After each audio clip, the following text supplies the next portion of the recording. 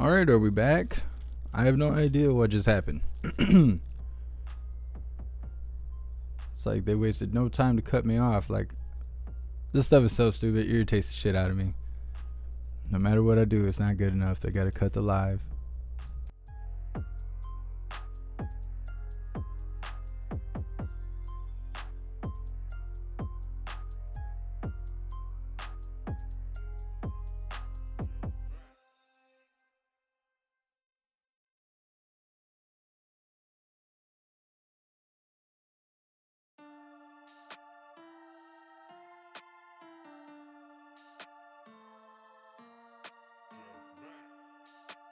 Alright, maybe we'll be good for a couple minutes. Who knows?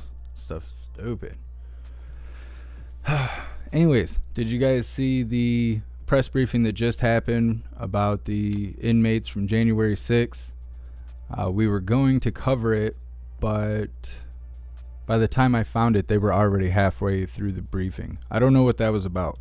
Like, even the national desk was like 30 minutes late to the briefing. So I don't know what happened there. But they were talking about some interesting stuff. They were saying that the inmates are discouraged from talking to their attorneys or even getting a public defender. And they're being told to like watch critical race theory videos and documents, and they have to swear off white supremacy and denounce being a Republican or a Trumper, or however that needs to be said, and all this other stuff, or else their public defender will not meet with them. And then when they do meet with their public defender, they have to spend 14 days in isolation for so-called quarantine. And so every single time they meet with an attorney, they're going to the hole for 14 days, which is a long time to be alone in a room. They are not being treated okay. So I was wondering if you guys had just caught that or not. That was the biggest part that I've seen. A lot of it was political nonsense, but it's not okay to treat people that way.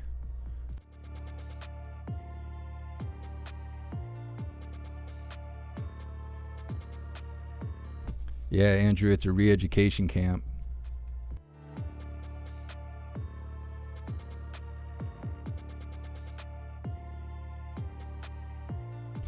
Yeah, I guess like they said that it's even gone as far as giving people food they're not supposed to have, so it makes them sick, because sick people become docile. So they're not going to be asking to see their attorney. They're not going to be putting up a fight. They're not going to be resisting or giving the COs a hard time or anything like that.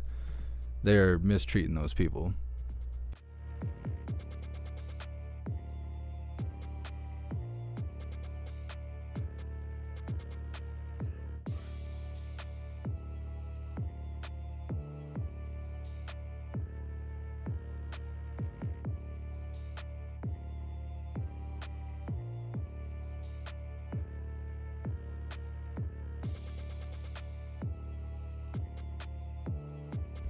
Vujay Day, yeah. News to stream, news to share. I don't know why I can't talk today. News to share did cover it, and National Desk covered it. I'm pretty sure both of them were late. I don't know why that was though. Like why that press briefing started off late. Normally it's early, and you can see people just kind of sitting around waiting for people to come up to the stage, but they were late this time, and that's why we didn't show it. I don't like showing things halfway through, because then I have to talk over the whole thing, saying the same thing over and over again. Rather start it from the beginning.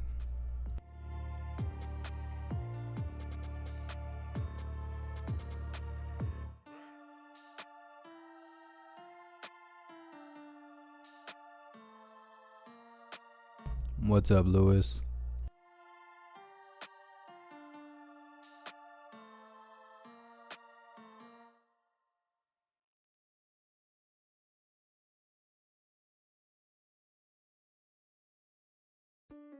American Hillbilly Me, you spent a year and a half in the hole?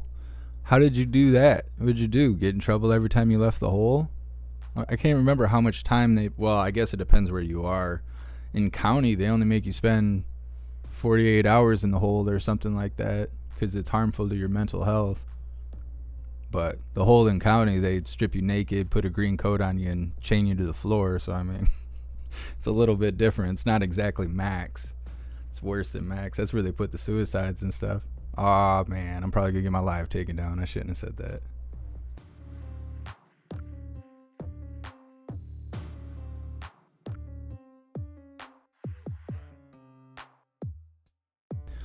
Cynthia J, I heard that there was supposed to be some sort of shutdown DC, something or other, blah, blah, blah, blah, blah.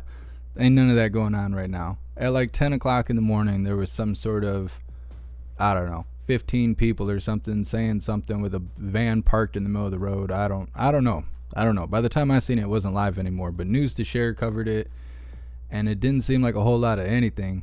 And now it's all over, and there ain't nothing going on in DC that I can see. I mean, there could be stuff going on, but there's no one live there. So I thought maybe we were going to see something today, some sort of protesting or gathering in DC, but right now I'm not seeing anything.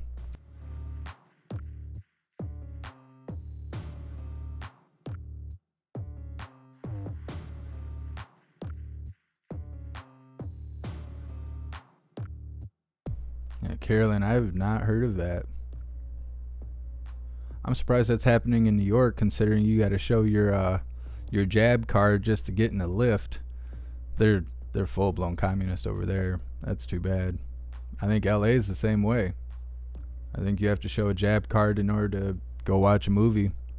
That stuff is so crazy. I can't believe like we're all living in the same country, because like where I live, you don't have to wear a mask or do anything. You can go in anywhere, and if anybody says anything to you, you just look the other way, or you can give them some shit if you want to, but nothing's going to happen to you. Nobody's going to say anything to you. Nobody's going to verify if you got the jab or not. Nobody's going to make you wear a mask or talk down to you. People have been getting their face caved in over that kind of stuff around here. People are over it. They don't want to play Plague anymore.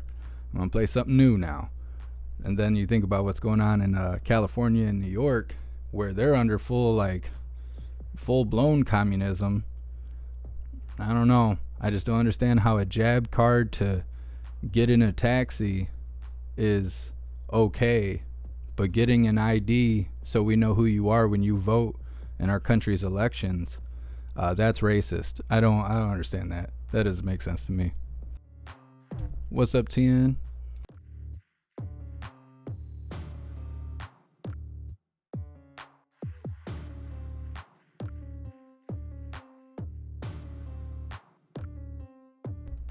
Yeah, second half. I think all of that protesting crap, that shut down DC stuff, I think that's all stage crap.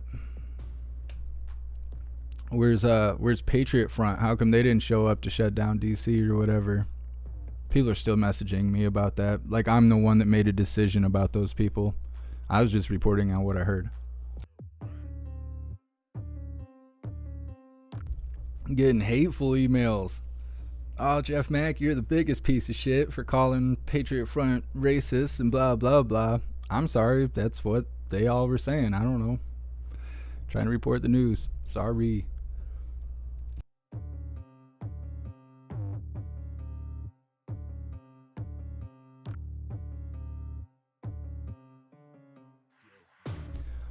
Kevin, yeah, I guess it is that way here too in that aspect. If you go to work in a pretty much, I think pretty much anywhere, unless you work outside, you have to wear a mask. I'm pretty sure it has to be some sort of face covering. But it's just everywhere else you don't have to wear a mask. What's up, Sam?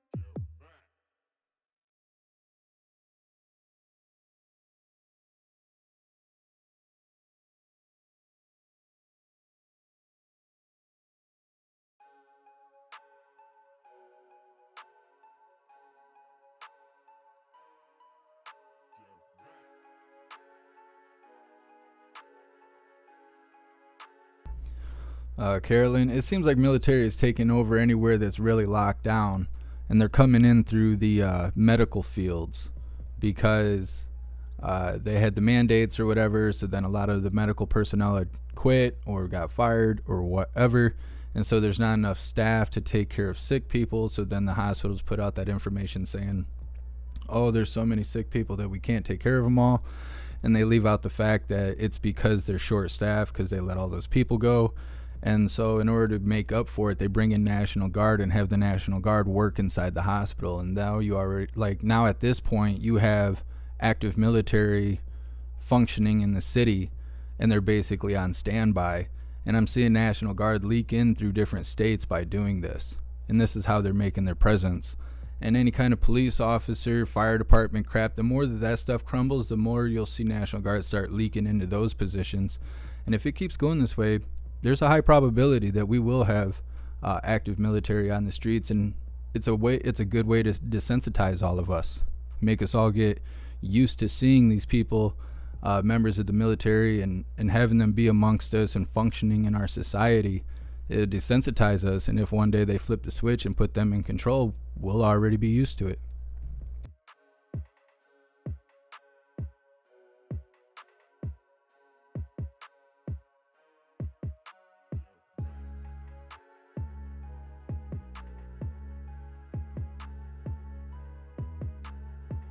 What's up, Sherry? Yeah, Enterprise. I don't know, something about the winter. Something about the cold winters we have in Michigan just makes you tell it how it is.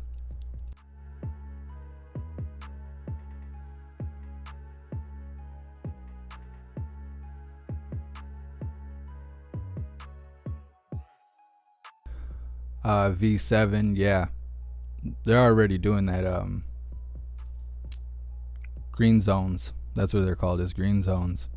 There's one like 20 minutes from me at Camp Grayling.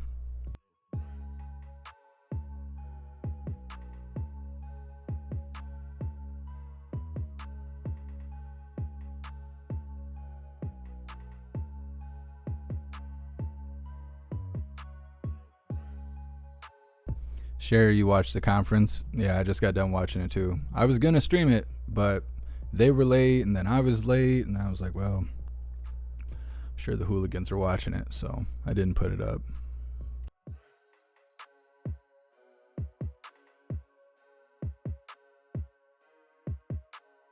What's up, Skybird? I'm doing pretty good. I hope you are too.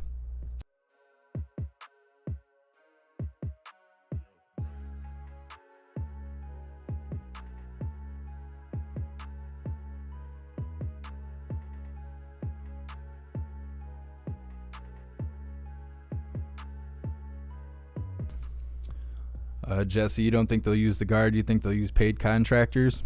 They might.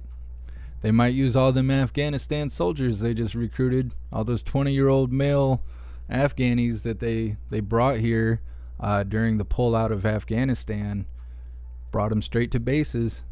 When they came back stateside, they went straight to the bases. They all got their jabs and all this other stuff, and a lot of people were speculating because of all the military that had been let go because of the mandates, that we're bringing in those young guys from Afghanistan to fill the gap. You think they care about our Constitution, or you think they care about shooting Americans? They don't. They don't. They were just living in Afghanistan. They could care less as long as they get free food and a place to sleep. I'm sure they'll do whatever they're told. They're going to vote blue and all that.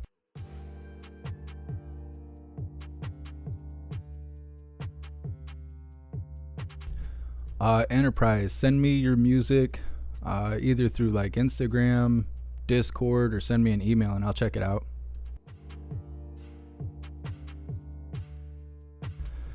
V7, I don't know how close to the camp I can get, because I mean, Camp Grayling's a military base and the green zone's inside the base, so I don't really know how close to it I could get. I can see if I can find footage though. I'll look into that.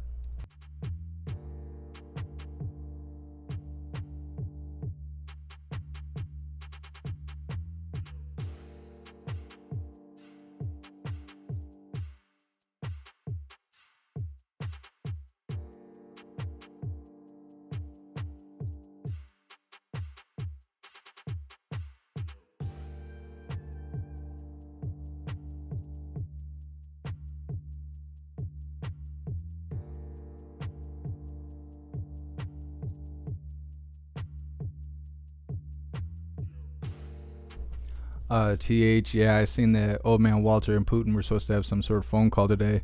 I don't know if that was televised or not. I haven't even looked into it. I just seen that happened today.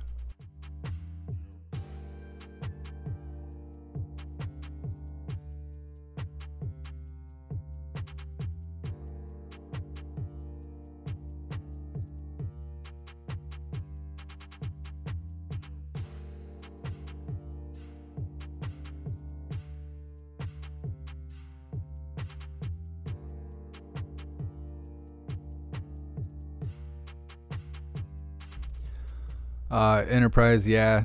I know the military has lots of crazy stuff. I have a friend who went to West Point, I think it is, and when he got out, he was able to control a unit. And when he went to Afghanistan, and this is years ago, he was telling me about the equipment they have there. Plus, he has his hard drive from being a soldier, so it has all this footage from missions and stuff like that, where you can see them going through huts in Afghanistan and taking out terrorists and finding people that were cutting hands and heads off children and all kinds of like real bad stuff. And the technology they had back then is more superior than what you can buy on the market today as a civilian. So I can only imagine what today's military equipment is like. It's probably severely advanced. Back then they were saying that it was unfair, that the way they handle themselves and conduct themselves as a military in Afghanistan is primitive compared to how our military operates. They were saying, for instance, that they have, and this is years and years ago, they had attachments for their helmets to where they could point their rifle around a corner and see what their rifle is looking at without having to actually expose their body around the corner. And at the same time, the Afghan people that they were, or the soldiers, or whatever they're called, that the enemy, they were going at the enemy, a lot of times they would be in a single line. And so you could hit the first guy, and if the bullets passed through the body, it hit the second and third guy too. So you could just really aim in one spot and take out a whole row of enemy. And they said it was like effortless, that it was unfair how easy it was to take them out. And this is 10, 15 years ago. So I can't imagine what it's like today. I'm sure it is just like a video game. It's like playing GTA or something.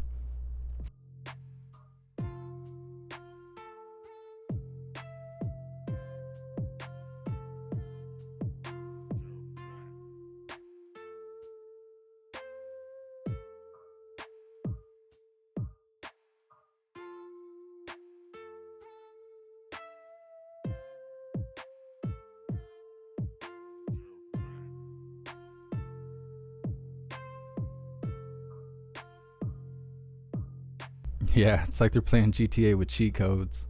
Exactly.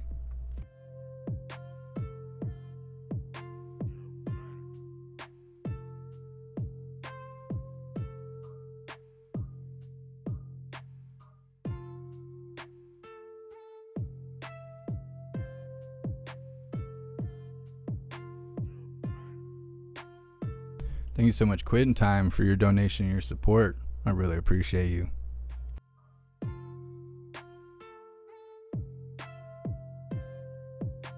Well, Jim Psaki, 20 minutes late. I'm gonna check the White House thing and see if they rescheduled.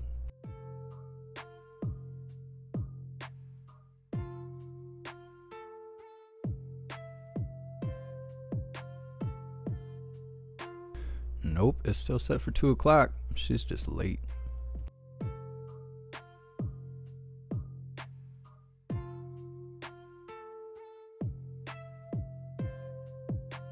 What's up, Indigo? I appreciate you too. Thanks for being here. What's up, Paul?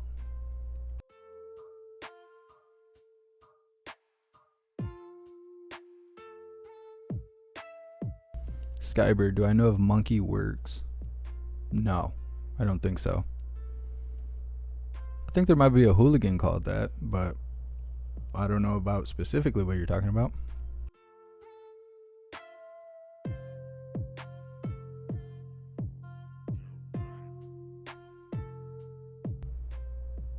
Rockstar, yeah.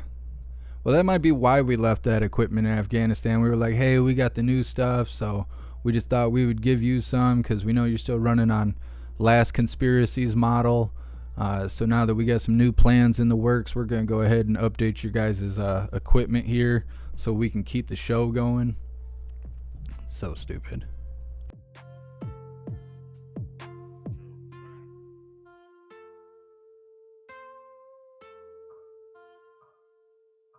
Thank you so much, Merc. I really appreciate the donation and the support.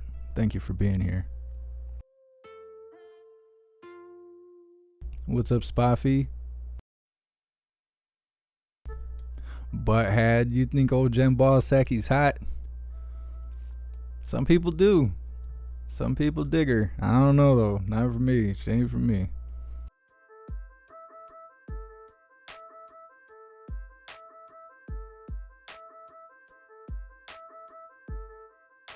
What's up, Status Quo? Alright, Enterprise, I'll check it out.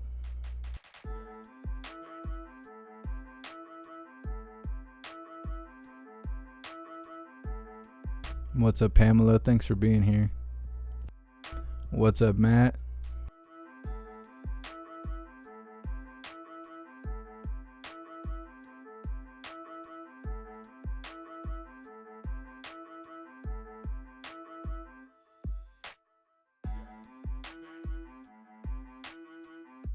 I'll check it out, Skybird.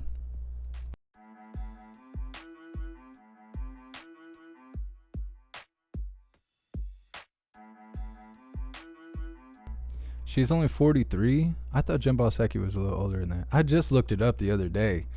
Because people are always complaining about her hair, saying it's a wig. I don't think it's a wig. I think it's really hard to dye gray and silver hair. And if she's a redhead, I'm pretty sure she has silver hair.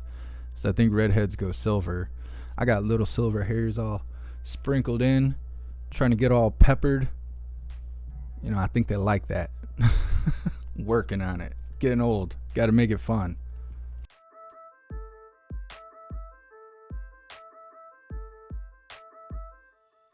You think AOC is hot or cute even though she's a psycho? I don't know.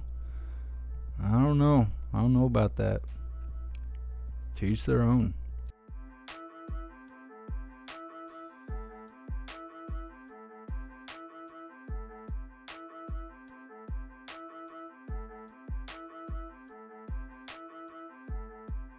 You guys are crazy. Jembal Psaki. I don't know. I don't think she's that hot. I think it'd be hard just to sit in a room with her. Just the way she talks. She's like so animated.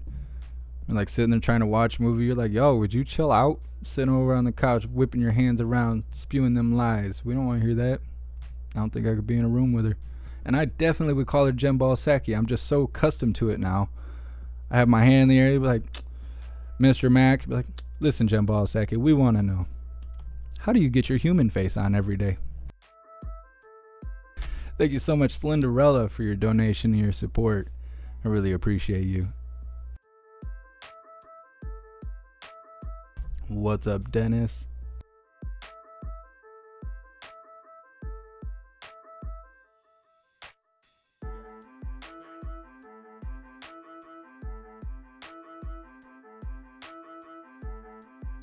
I'll check it out. Looking Glass News.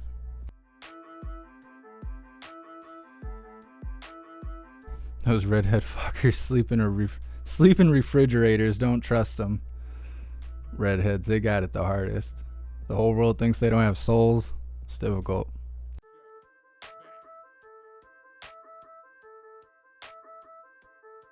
What's up, Katie? What's up, Bath Salt Reality? I don't know how you guys come up with your names. Ever since I've ever been on the internet, like prior to MySpace, I've always been Jeff Mack. I've been Jeff Mack since I was 12 years old. You guys come out here with these crazy names. It's even worse on Twitch. I can't even read their names on Twitch because they're all colored and stuff. I have like a bright purple name that's 32 letters long with no spaces or anything. And then I say their name wrong and people are like, ah, you're a racist bigot. I'm like, oh my God. The pressure I am under. What's up, Larry? Oh, dang. A who's hotter poll. AOC or Ball Psaki? All right, let's get that going. We'll keep it running until Jembal Psaki gets on stage. Give me a second.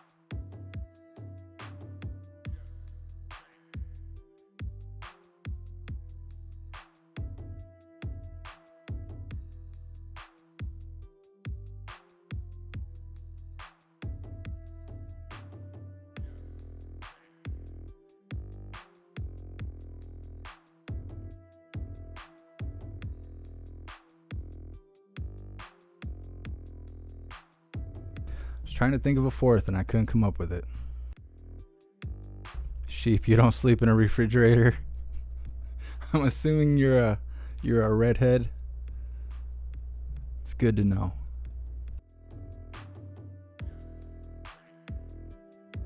Fire, I could always call Peter for backup. That's right. Send in Peter.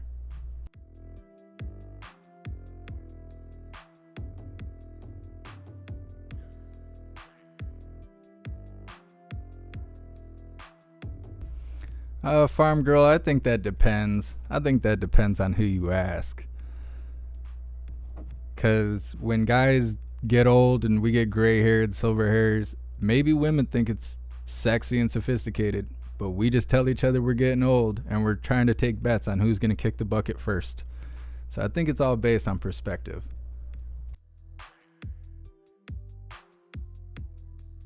Matt, you have red hair and Jen Ball Psaki makes you hate redheads. I think that's the effect.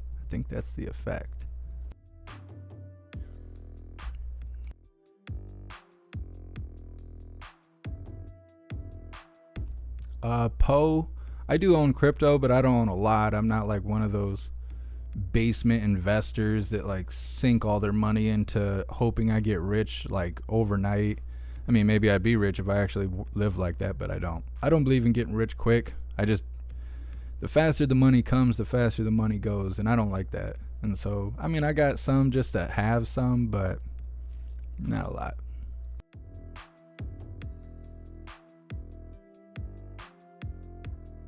Indigo, it's your birthday? Well, happy birthday, Indigo. Appreciate you spending your birthday with us.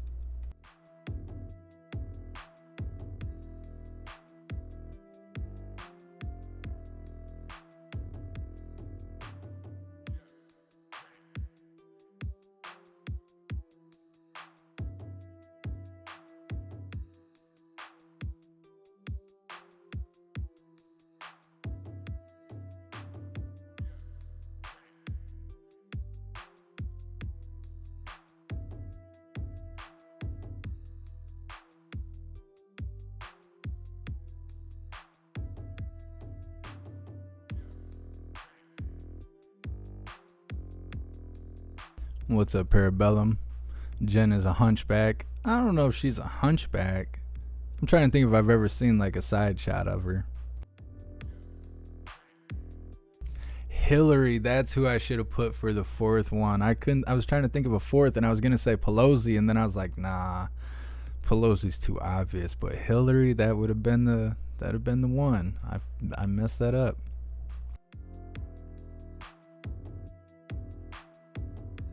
A brown paper bag is the answer. With enough paper bags, they're all winners. It's terrible. If my life gets taken down, I'm not going to be sure what it was specifically that made that happen.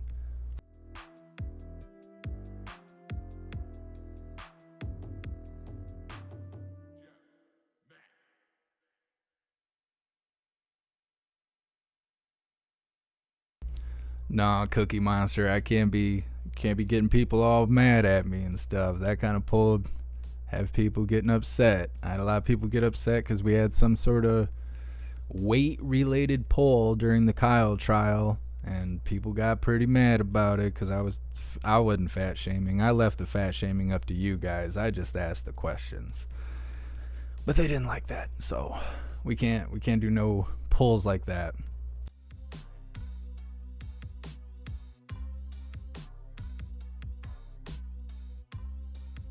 Otherwise, we do like a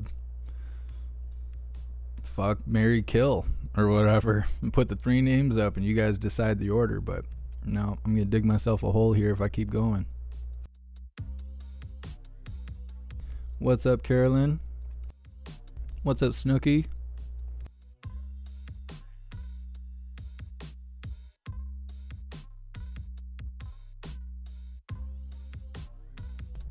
Sam, there is a third up there. Unless I'm misunderstanding what you guys are all asking me, there is 3 choices up there. Add in the new transgender. No way. That person gets way too much exposure. There's no way we're putting any spotlight on that toaster of a human being. They shouldn't even be where they are. They should be on like Sesame Street or something like that, dressed up as a weirdo, as the weirdo they are. Yeah, what I said. You chose Grambo. I mean, out of the options, you probably got the best one. What, you don't like grilled cheese? You don't like grilled cheese? We're gonna get taken down. Thank you so much, Status Quo, for your donation and your support. I really appreciate you. And thank you so much, Bones Mama, for the bits. I really appreciate you being here. What's up, Danny C?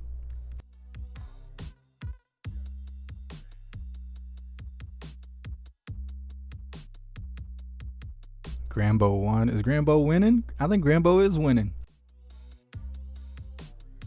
I wish Grambo was here. She'd be all geeked up. Give her a hooligan t-shirt, smack her on the bow, and let her go. Have herself a day. Men ripen and women wilt. You guys, you guys are gonna get me in trouble. It can't be. If you say so. If you say so. The poll is biased against redheads.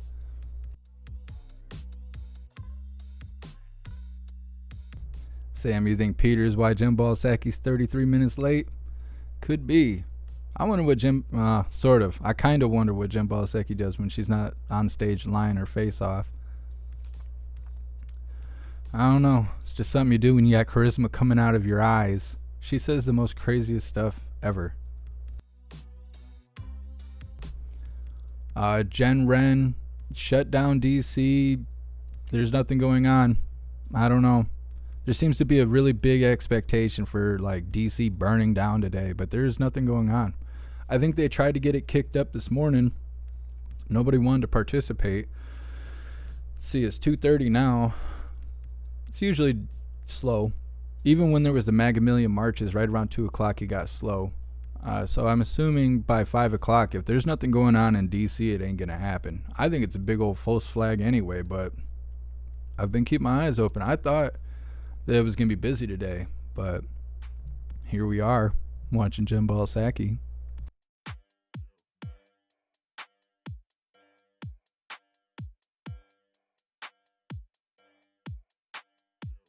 Glock Lesnar. Seemed like you got your priorities straight. That's probably how I'd run my list.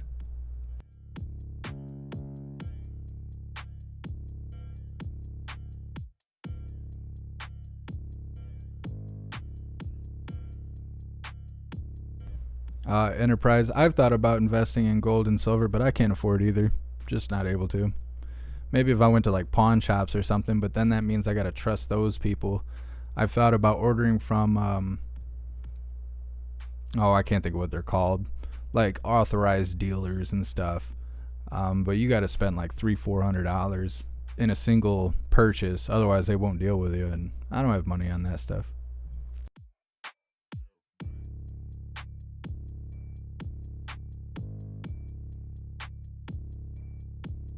Landlevin, I don't think we have a screenshot of Grambo. I don't think you'd have to go in the Discord. I'm sure someone in the Discord has got a screenshot. They might have a picture in their wallet. The hooligans were pretty fond of Grambo. What's up, Liberty Sweetheart?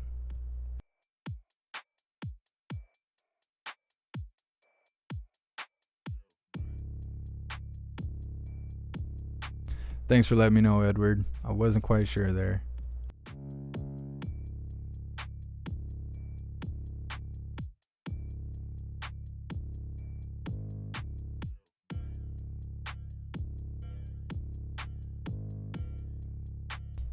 Does anyone know the name of the trans general person?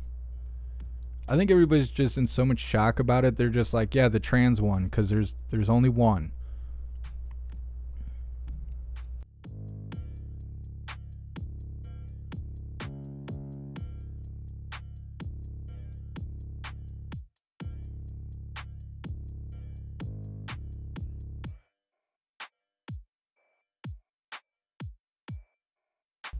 What's up, John Black?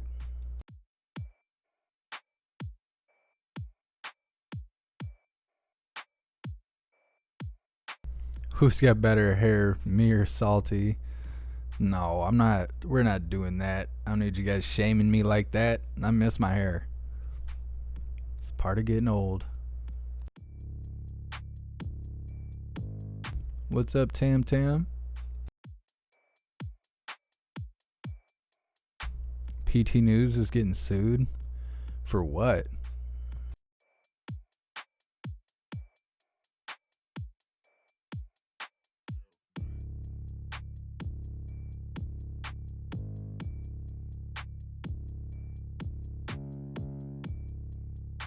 What's up, Rick? No, you haven't missed anything important. We're just sitting here hanging out, waiting for Jen Psaki to show up and do her job.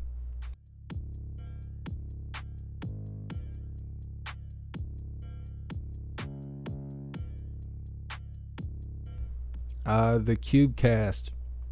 I've heard there's a lot of scammers on eBay with the silver. They'll take like copper bars or lead bars and then they'll basically silver plate them. So if you use a tester on it, whether it's a digital tester or if you do the scratch test, it'll still say it's silver, but if you break the bar in half, it's been weighted down. So they say that you can tell by weighing them, or if it's a really good fake, you'll have to just break the bar in half in order to test it. But then good luck trying to sell a broken bar, you know. I don't know. It's too black market for me. Not messing with it. Thanks for being here, Bushman.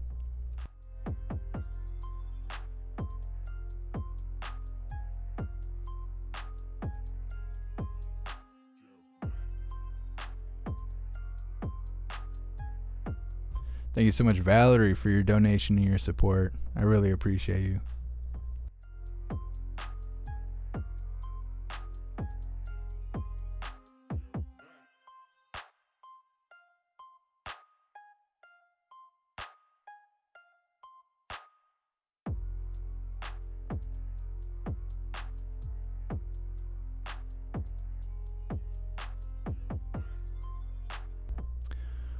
The trans person's name is Richard. Some of you are saying Rachel. I'm seeing all kinds of stuff.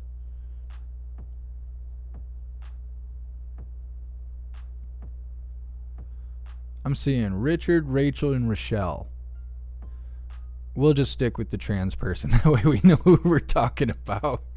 Goodness. General Millie is trans. Yeah, could see that.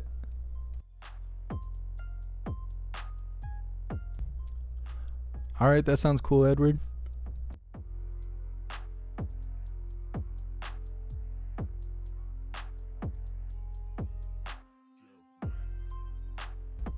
Rick, you believe Chuck Schumer is speaking? Oh, that would, okay. That would explain why they're late. Maybe I'll pull that up here in a second.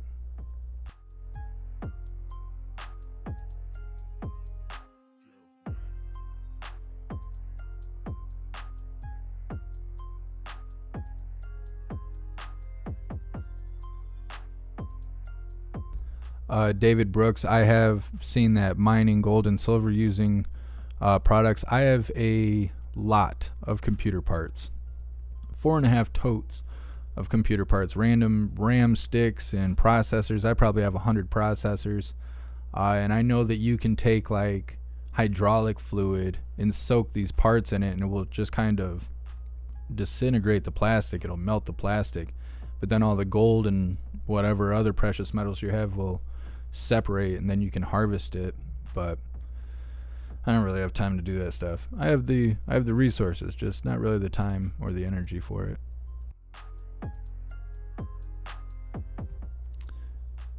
All right, Sergeant Tripod. Yeah, why is PTN being sued? That seems stupid. I mean, you can be sued for anything. It doesn't matter if you're watching your P's accused or not. People can sue you for anything. I mean, you can go to jail for anything. Somebody points their finger at you and they call the police, you're going to jail. That's just all there is to it. You're not working it out. It's not up to the cop to make a decision on whether or not you committed a crime. It's up to the judge. And so lawsuits are the same way. You can be sued for literally anything.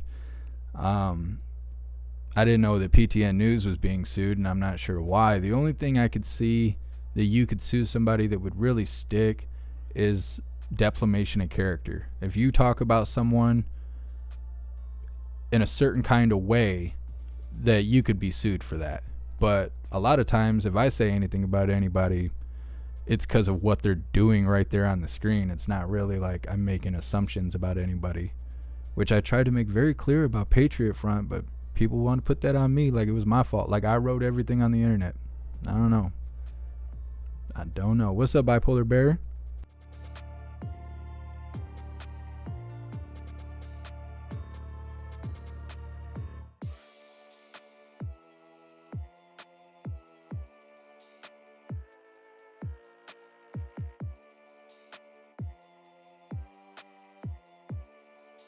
What's up, Chris? You can't see how many people are in the chat? It says there's 517 people. At least that's what it says on my end. I think I'm like way late in the chat. I'm like seeing stuff we talked about like 10 minutes ago.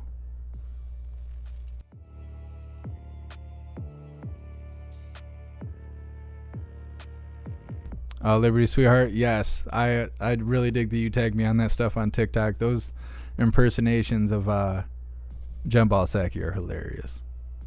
Whoever that person is that does that, they're like right on top of it. They got it. They're doing a very, very good job of impersonating her. What's up, Parabellum? What's up, Janet? What's up, Tommy?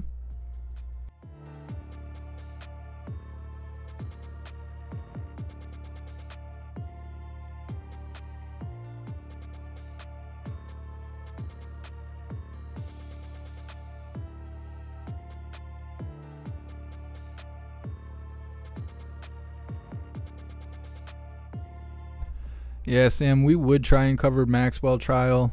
We would have to do it on the alternative platforms. I'm sure I wouldn't be able to show it on YouTube. But I don't know. It's kind of a weird situation because you want to know what's happening and you'd like to cover it live, but at the same time, you kind of don't want to know what they're going to say. They're going to say some stuff that is going to put images in your brain you might not want there. So I don't know. It's weird. That's a weird thing. I think it should be public, though. I can't believe that federal cases are not disclosed to the public. Like, why wouldn't that be? Why is it that, like, petty crimes are public, but very serious crimes that, you know, should be known by everyone is not public? But then they release the transcripts to the public. It's like, why not just do the whole deal? Why not show everybody how terrible of a person that person is? I don't understand that. There's probably some sort of reason, but I don't know what the reason is. We are going to cover the Kim Potter trial. I know I keep saying it. I keep finding new information. Tomorrow is supposed to be the first day of the actual trial. Like opening statements and stuff is supposed to be tomorrow. Yesterday was some sort of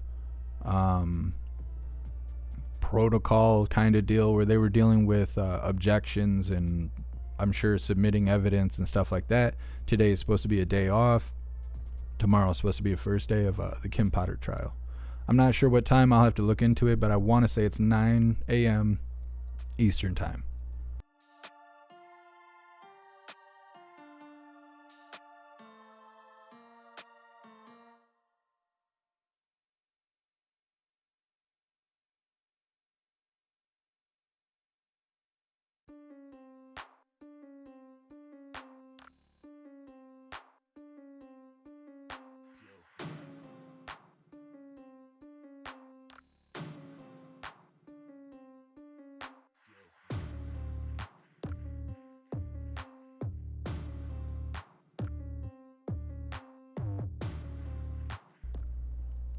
Lifted, you'd probably be better off buying parts online. The parts I have are like DDR2 and stuff like that. It's not up-to-date parts. It's parts I've accumulated over time. I've been building computers for a long time, like 15 years or something like that. And it's hard for me to let go of stuff because I every time, I'm sure all of you feel the same way. When you let go of something, you get rid of it. And it's like a week later, you need it, and you search the whole house, and you tear everything apart just to realize, oh yeah, I threw it away the other day. I hate that feeling. And so I have like every computer part I've ever had, unless it burned out or definitely went bad, then I just throw it away. But yeah, they're old parts. If you're building something for your kid, which I assume is not a gaming PC, because those parts are very expensive and hard to get a hold of right now, you'd probably be best off going with like PC Part Picker or something like that, where you can get all the parts and know that they're compatible and stuff, and then order them all right off the website.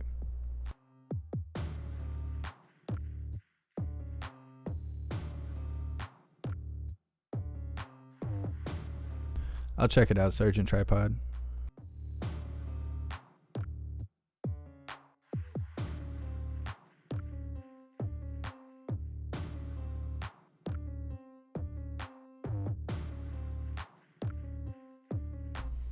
Jason, he's being sued for an article he wrote about Nexus.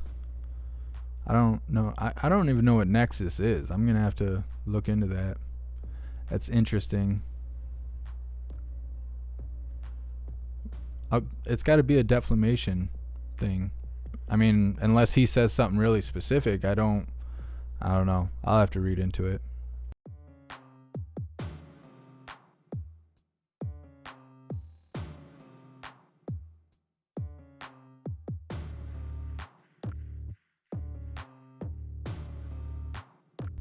That's cool, MT Coiner. Yeah, that's pretty much the best part of having older computer parts, is when you can put it together for someone's too young to want to play GTA or something, where you're going to need like a $900 graphics card.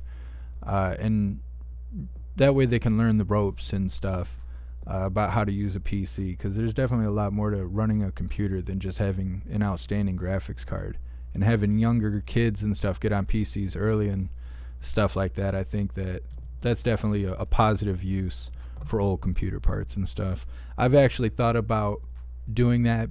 I'd have to get cases because I don't have extra cases, but I've thought about building like kind of low grade PCs and then donating them to like kids or some place that can put some software or something on it for kids to use, like a public thing.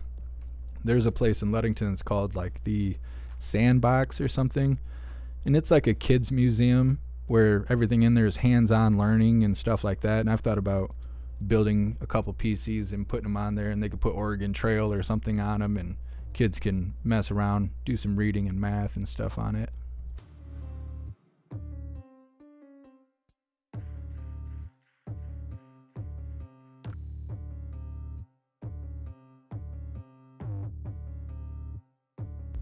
What's up, TN? Yes, the beats are made by me. I started off as a rapper when I was like 12 years old, and then when I was 23, I went to Full Sail University for music production and audio engineering, and now I have a bachelor's degree in both of those. So I can write songs, I can write music, I can produce music, I can mix and master music, I can do post-production, I can do voiceovers. I mean, I can do anything and everything with audio. Anything and everything. There isn't anything audio related that I'm unable to do.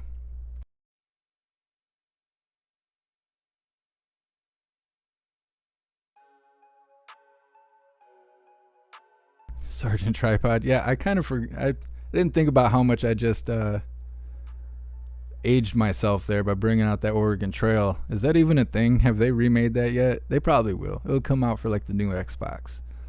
Check out Oregon Trail Extreme 2077. You're gonna need like a $1,300 graphics card.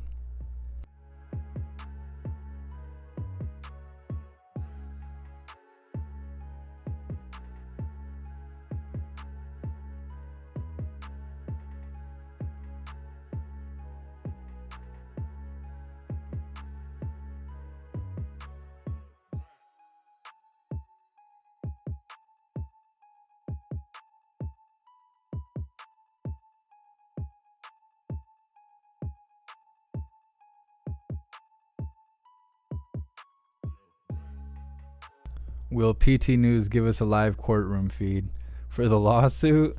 That would be interesting. I don't know if he would be able to.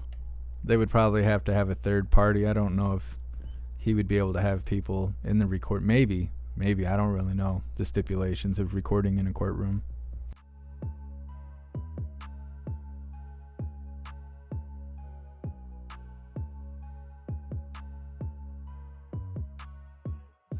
You guys don't know who Grambo is?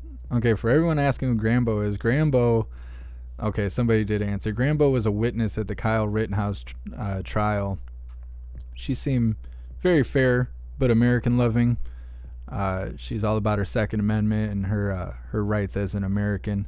But she seemed fair about the whole situation, tried to give her recollection of what happened around her and her statement from a fair standpoint, in my opinion.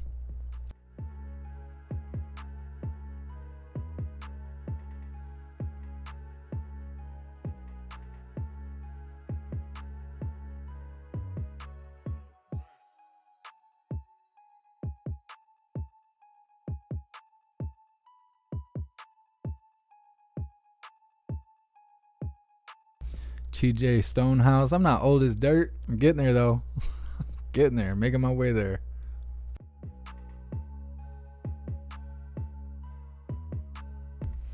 Cheeky Chops. Born in 89.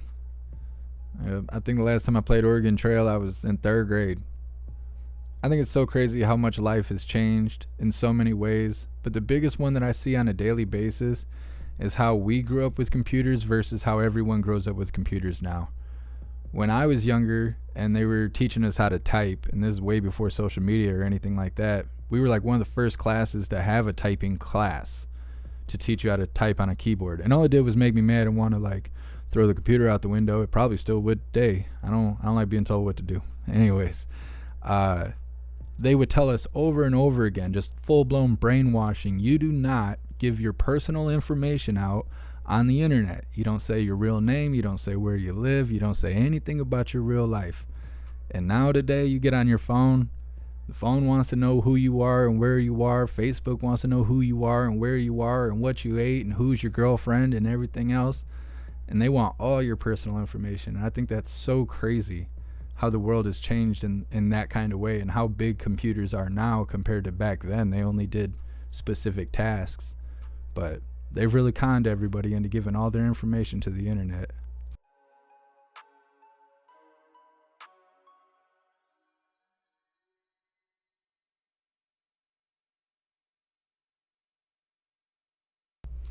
Faded Operator, I think we're waiting on Schumer. I think Schumer, I don't know if he's still speaking. I haven't pulled it up, but I think that's what they're waiting on. Usually if there's people in the House or if the president's speaking, then these press briefings will be delayed.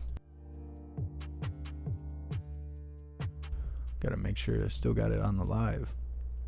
There's been a couple times where we've been sitting here like this and then I had the live paused on accident, but that is not the case. They are just simply late. 55 minutes late, exactly. Elisa, what is it that you want me to say? I don't know what you think I'm about to say.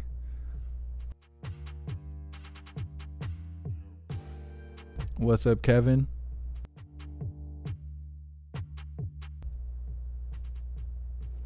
Are you guys just going in on PTN news or what? I'm seeing you guys say all these angered comments.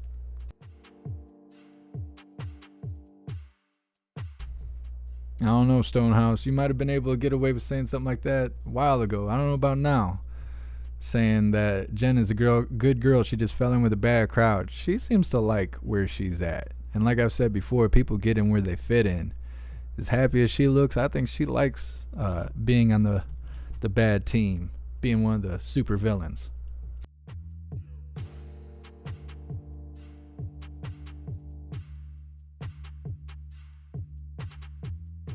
Taz, can I put video chat in the Discord? No. I do not allow the video chat in the Discord because nobody behaves. Like, I literally don't have to have a Discord. I do it for everyone. And it's a place for everyone to get along, to find news articles, to have community. But people give me reasons all the time to delete that and just remove that space. I like hanging out with the hooligans. I like to be able to converse. I like to watch everyone get along and network, and we're all sharing information and learning more and staying more prepared every single day. But then I put video chat in there, and then people all of a sudden are trying to stretch their butthole across the camera and get my Discord shut down and blame me in the same breath. At the same time, people are also trying to restream my live from the Discord, which doesn't really help. You don't see me begging for money and stuff on here, and that's because your views help, the donations help, the membership program helps, all that stuff helps. All that engagement helps pay for all of this stuff, because it costs me money to be able to go live like this. If I have people restreaming me in the Discord, then you're not affecting or engaging in any of these other platforms, so then I'll have to start charging a fee just so I can keep doing this, because it's not free to go live. So no, there will not be video chat in the Discord. I just brought voice chat back because there was so many problems with that. I go through hell keeping that Discord alive, and people don't care. Like, they don't care. They shit on me all the time about every little thing I do in there to try and keep us going. But no, there will not be any video chatting in the Discord. Naughty hooligans.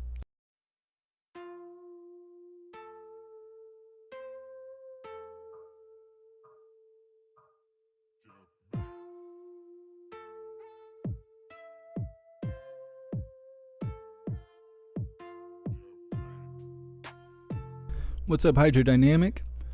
It's good to take a break. I actually try and encourage people to take a break, because what happens is people have I call it a burnout, but basically a mental breakdown. You're so hyper focused on all the bad stuff around us that it makes you see the world in a negative way, and it breaks you down, and it gets you to the point where you can't even get out of bed in the morning, because you're like, what's the point?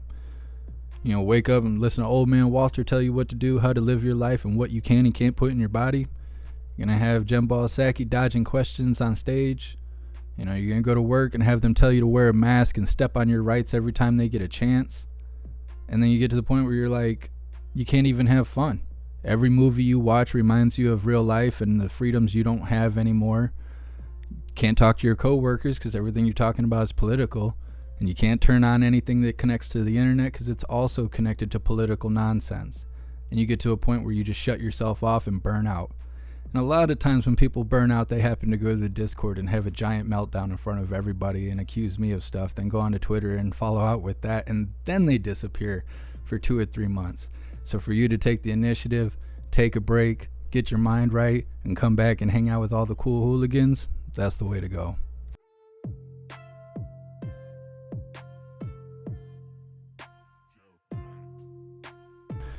Cheeky chops. So the reason that live streaming costs money, the software I use is like $30 a month. Just to go live on Rumble is $30 a month. I have to have outstanding internet in order to run these lives on 5 different platforms. That's $80 a month or $100 a month or something like that. The computer I run has tons of very expensive parts in it and stuff like that, which I just upgraded, that cost me $1,300, so we could have a more stable environment to run these lives. Update costs, a lot of it is monthly fees. Most of it is monthly fees, but there is maintenance on top of that and upgrades and stuff like that. It costs quite a bit. I pay like $250 a month just to go live the way I do right now, so it's not free. It's not free to do it. There is free ways to do it, but it's not going to look the way that my stuff looks. Hey, I appreciate you, Burger Time. Thank you so much for your donation and your support. Come on now, where's Peter? I see the blonde woman. She must work for Fox too. I can't think of her name. It's not Jennifer. I don't know what her name is. But it seems like when Peter's not there, she's there.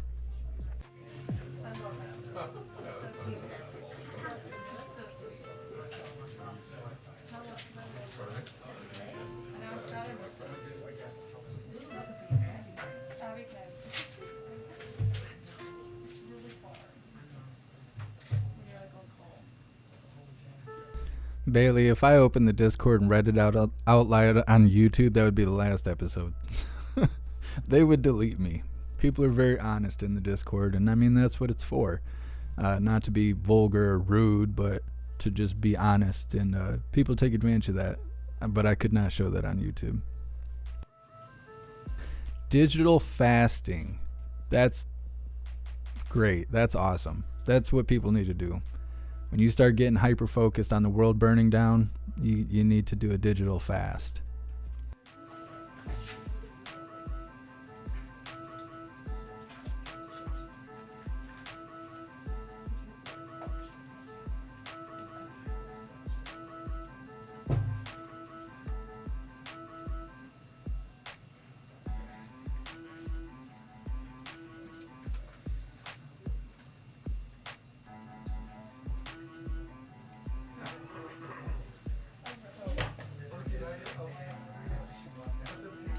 Hydrodynamic, you had a nightmare last night that they forced a jab on you? No way. That would be something. Wake up in cold sweats, you gotta look for needle marks. Oh no, they about got me. I don't know, I wouldn't like that.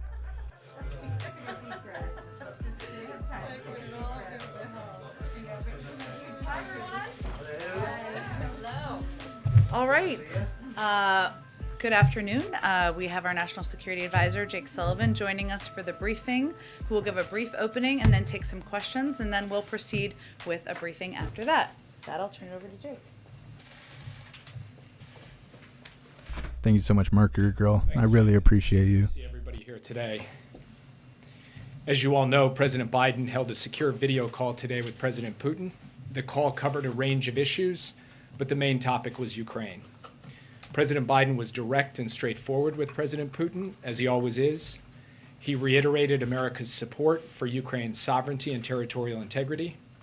He told President Putin directly that if Russia further invades Ukraine, the United States and our European allies would respond with strong economic measures. We would provide additional defensive materiel to the Ukrainians above and beyond that which we are already providing.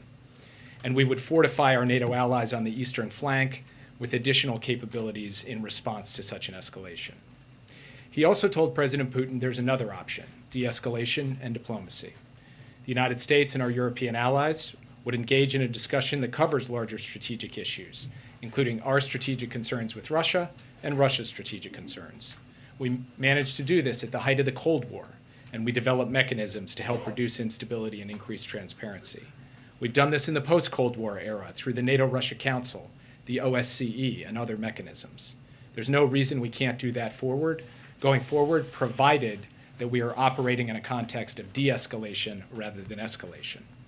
The United States, as we have been for some time, is also prepared to support efforts to advance the Minsk Agreement in support of the Normandy format. This could include a ceasefire and confidence-building measures that helps drive the process forward. As I said before, the discussion between President Biden and President Putin was direct and straightforward. There was a lot of give and take. There was no finger wagging, but the president was crystal clear about where the United States stands on all of these issues. We believe from the beginning of this administration that there is no substitute for direct dialogue between leaders, and that is true in spades when it comes to the U.S.-Russia relationship. So President Biden welcomed the opportunity to engage clearly and directly with President Putin.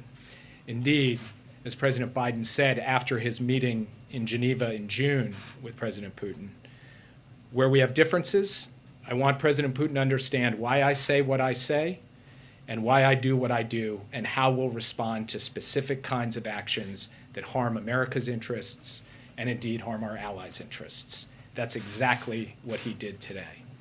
After the call, he spoke with the leaders of France, Germany, Italy, and the UK to debrief them on the call and to consult on the way forward. Our team is presently debriefing the embassies of NATO members, EU members, and key Indo-Pacific allies.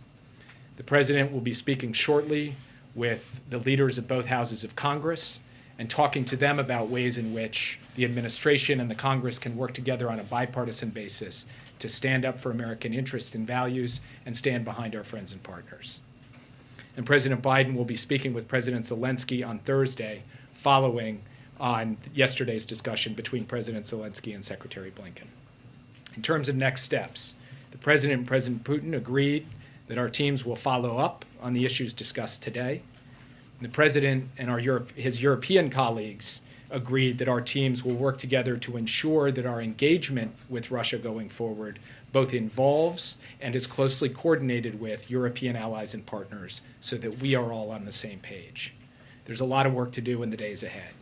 As we pursue diplomatic channels, we will also prepare for all contingencies, just as we have been doing for weeks now, including through the preparation of specific responses to Russian escalation should they be required. Specific, robust, clear responses should they be required. That's where things stand as we speak, and with that, I'd be happy to take your questions. Yes. Thank you, Jake. Could you elaborate on what you just said about fortifying allies on the eastern flank there? Is sending U.S. troops to the region on the table here?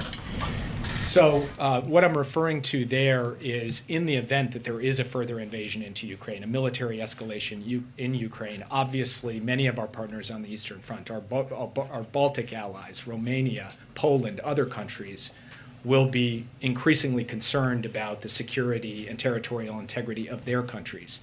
They will be seeking, we expect, additional capabilities and potentially additional deployments, and the United States will be looking to respond positively to those things in the event that there is a further incursion into Ukraine. So is that something the American public should be bracing for, the possibility of seeing American troops on the ground in that region in the coming weeks and months if Vladimir Putin goes through with this?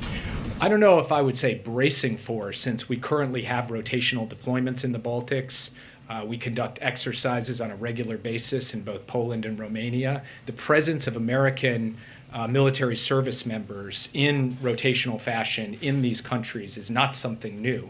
The question here is not that about whether or not the United States is going to send American service members to the territory of our NATO allies. We do that as a matter of course. The question is, what additional capabilities can we provide to ensure that they feel strong and confident in their own sovereignty and territorial integrity? It is those additional capabilities that are on the table in those countries should Russia move in Ukraine in a more decisive way. Yes. Great, thanks so much. In the days leading up to this call, the White House and administration officials said repeatedly their assessment so far was that Putin had not made a decision over whether to invade Ukraine.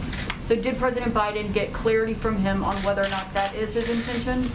We still do not believe that President Putin has made a decision. What President Biden did today was lay out very clearly the consequences if he chooses to move. He also laid out an alternative path that is fundamentally in keeping with the basic principles and propositions that have guided America in the Euro-Atlantic area for the past 70 years.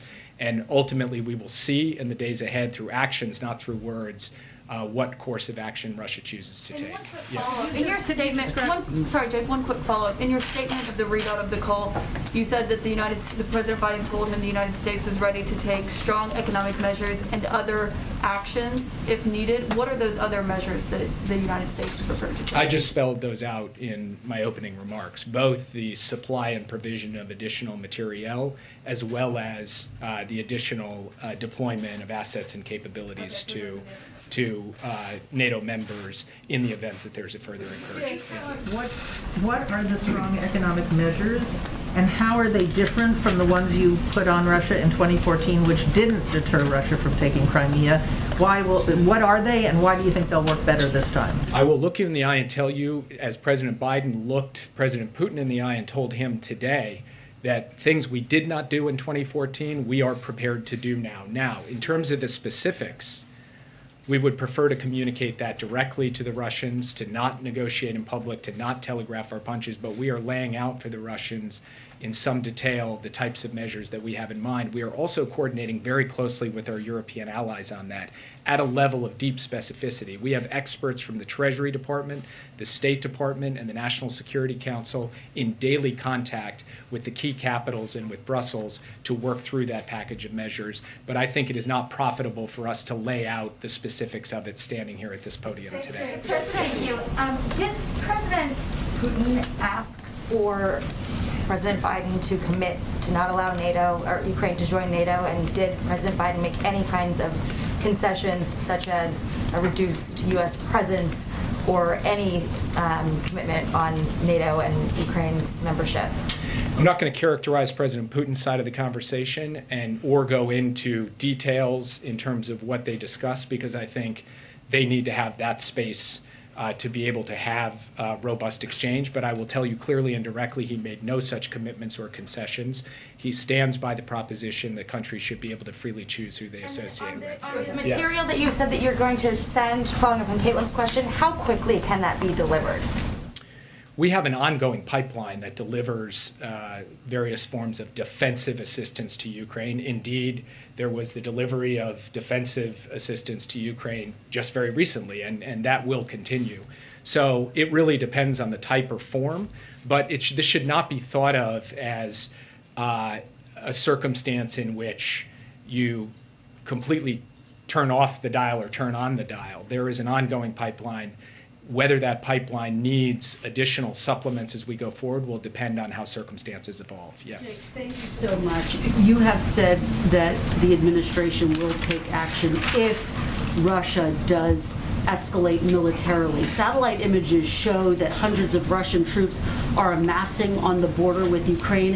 Isn't there already a military escalation underway? Why wait to take action?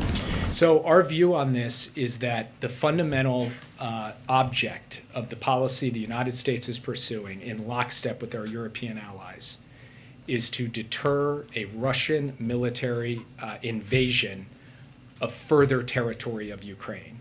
And the measures we have put on the table are designed to show the Russian government that should it choose to engage in such an invasion, there will be those consequences. That for us is a clear and decisive laydown, and we also believe that there should be an alternative pathway by which we can make progress on diplomacy in the Donbass through the Minsk agreement and the Normandy format, and by which we can address NATO and American security concerns and Russian security concerns through a larger mechanism consistent with the way we've operated over the course of the past 30 years. Some Republicans are accusing President Biden of being too weak on President Putin. They cite the fact that sanctions were eased on Nord Stream 2 and the withdrawal from Afghanistan, which was widely criticized. How do you respond to that criticism that President Biden is being too weak with Mr. Putin? I'll make 3 points. The first is that Vladimir Putin,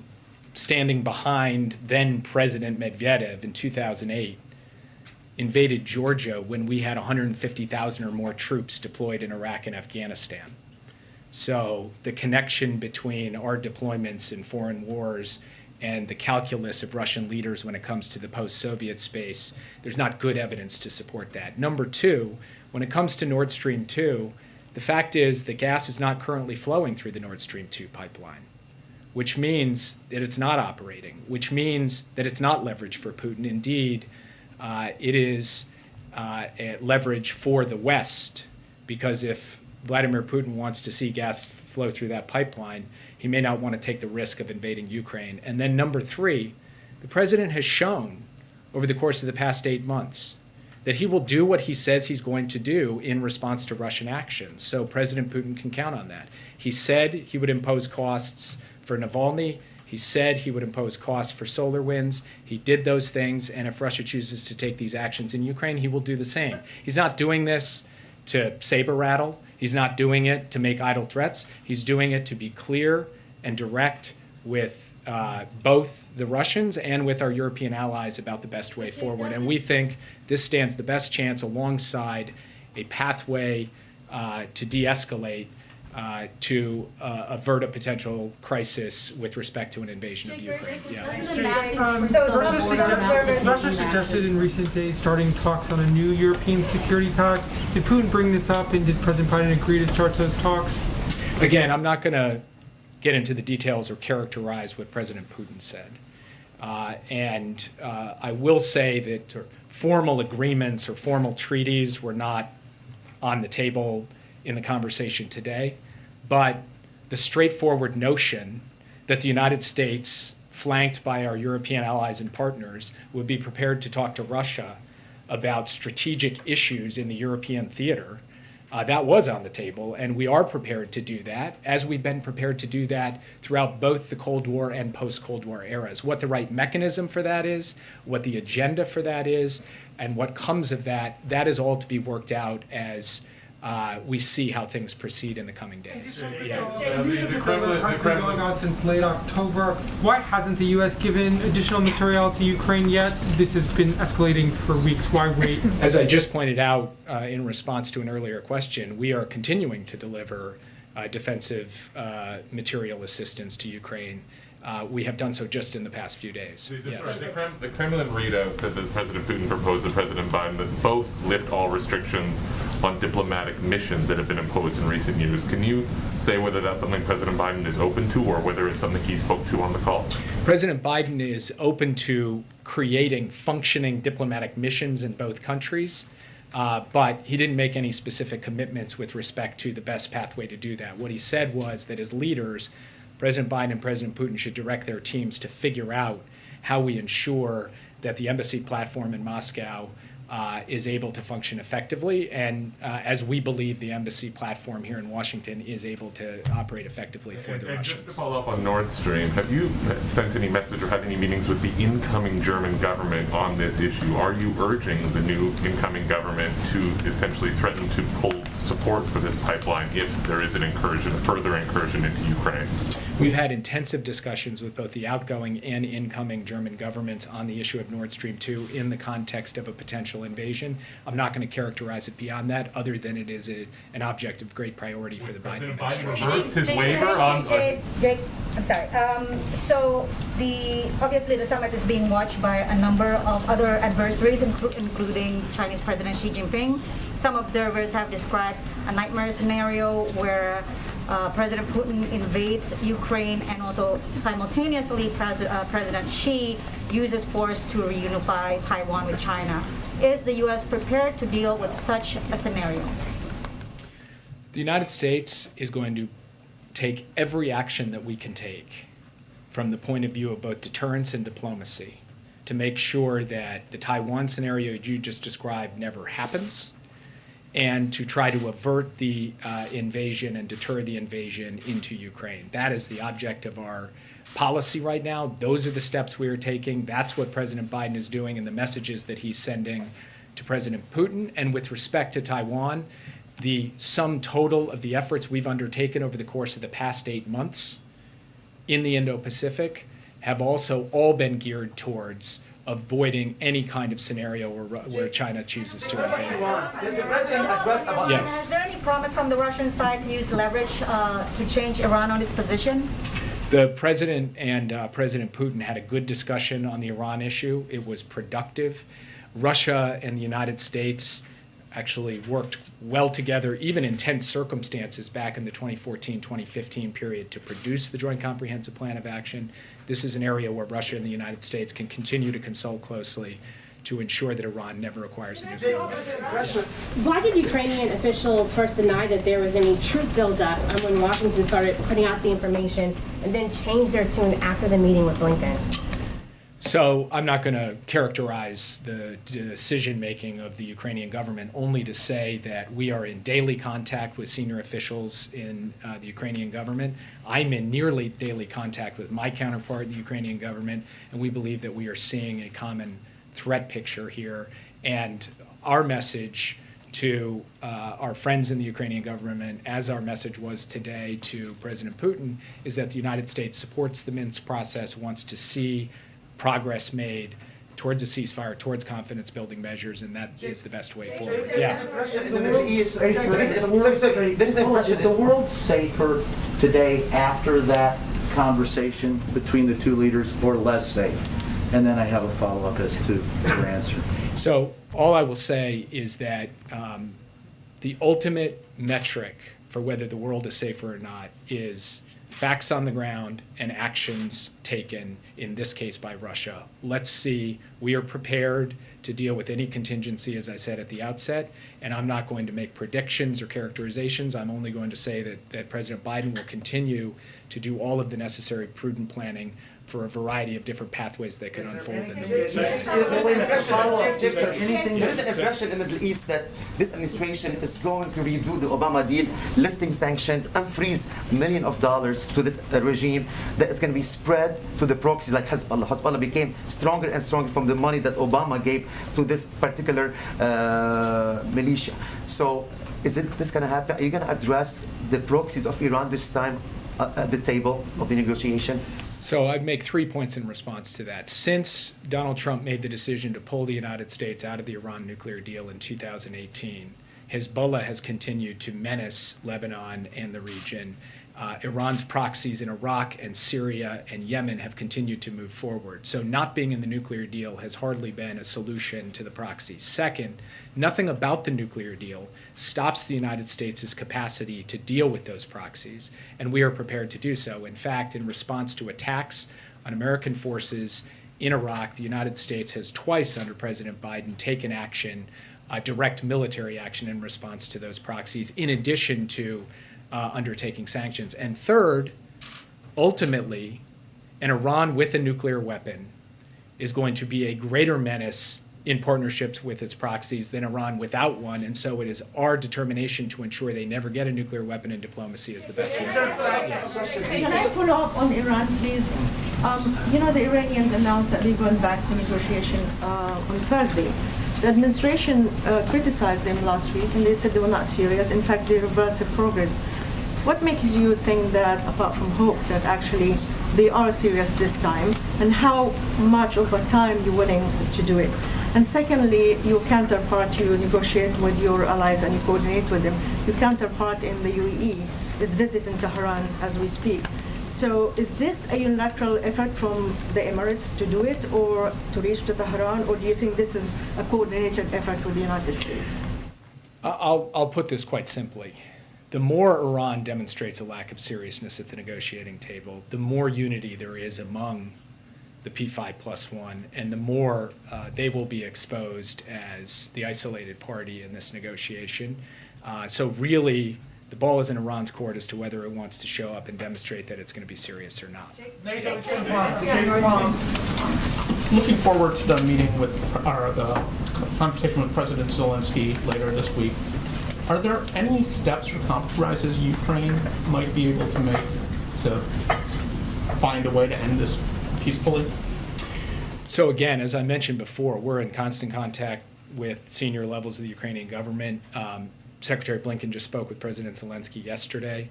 I'm not going to characterize the specifics of their proposals, but they have come forward with constructive ideas for how to move the diplomacy forward. We're encouraging that. Those are steps they're taking, and they're asking the United States to support them in trying to get towards a ceasefire and then ultimately get down the track of diplomatic resolution. We believe that that is good and positive, and I believe that President Biden and President Zelensky will discuss that diplomatic pathway when they speak on this. Can I just ask you about Nord Stream 2? You said Putin should, if he wants to risk the pipeline not being turned on. Have you made clear to allies that you will, in fact, sanction the remaining entities that are involved in that project if there is an invasion? And have you received any assurances from Germany? When Chancellor Merkel was here, there was discussion about what to do if Russia weaponized those gas supplies. That nothing came of that, even though there were some saber rattling by the Russians in recent months. Have you now received assurances from Germany that they will, in fact, not proceed with that?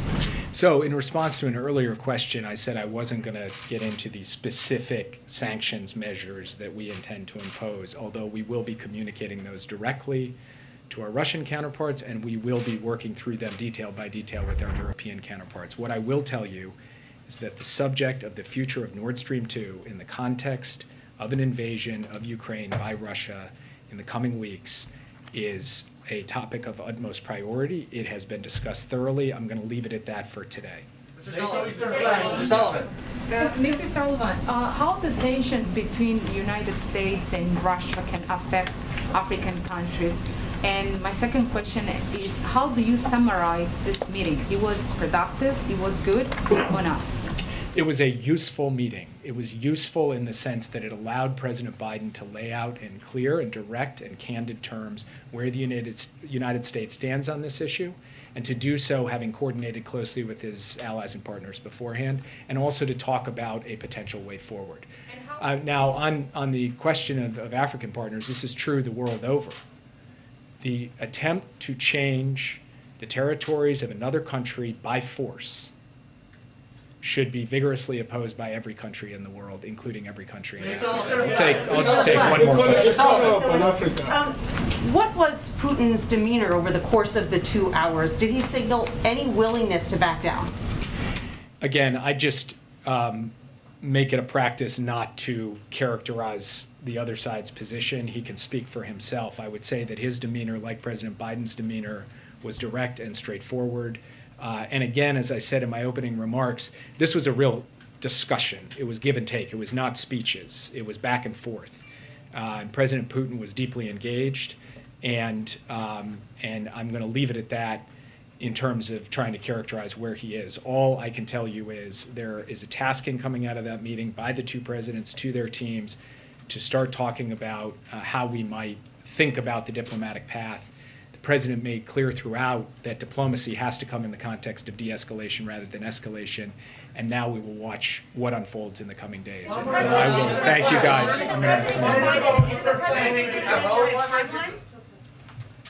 Okay, thank you, Jake. Welcome back anytime. I think I can speak for the group.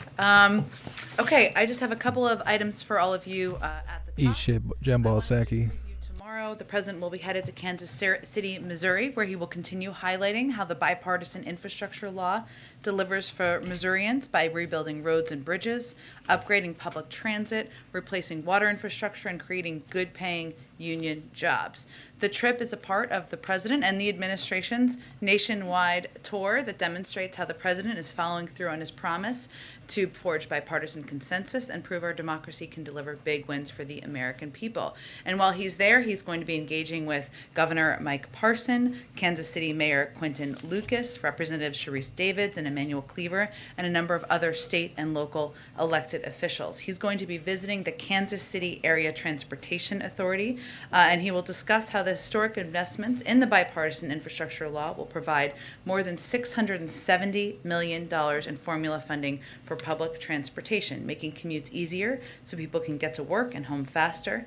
The investments will also help Kansas City's ambitious zero fare, zero emissions plan to reduce pollution and increase opportunity by providing free public transit. He'll also discuss how the investments will help repair some of the 2,190 bridges and over 7,570 miles of highway in poor condition, with Missouri receiving $7 billion for highways and bridges, a nearly 30% increase in federal funding.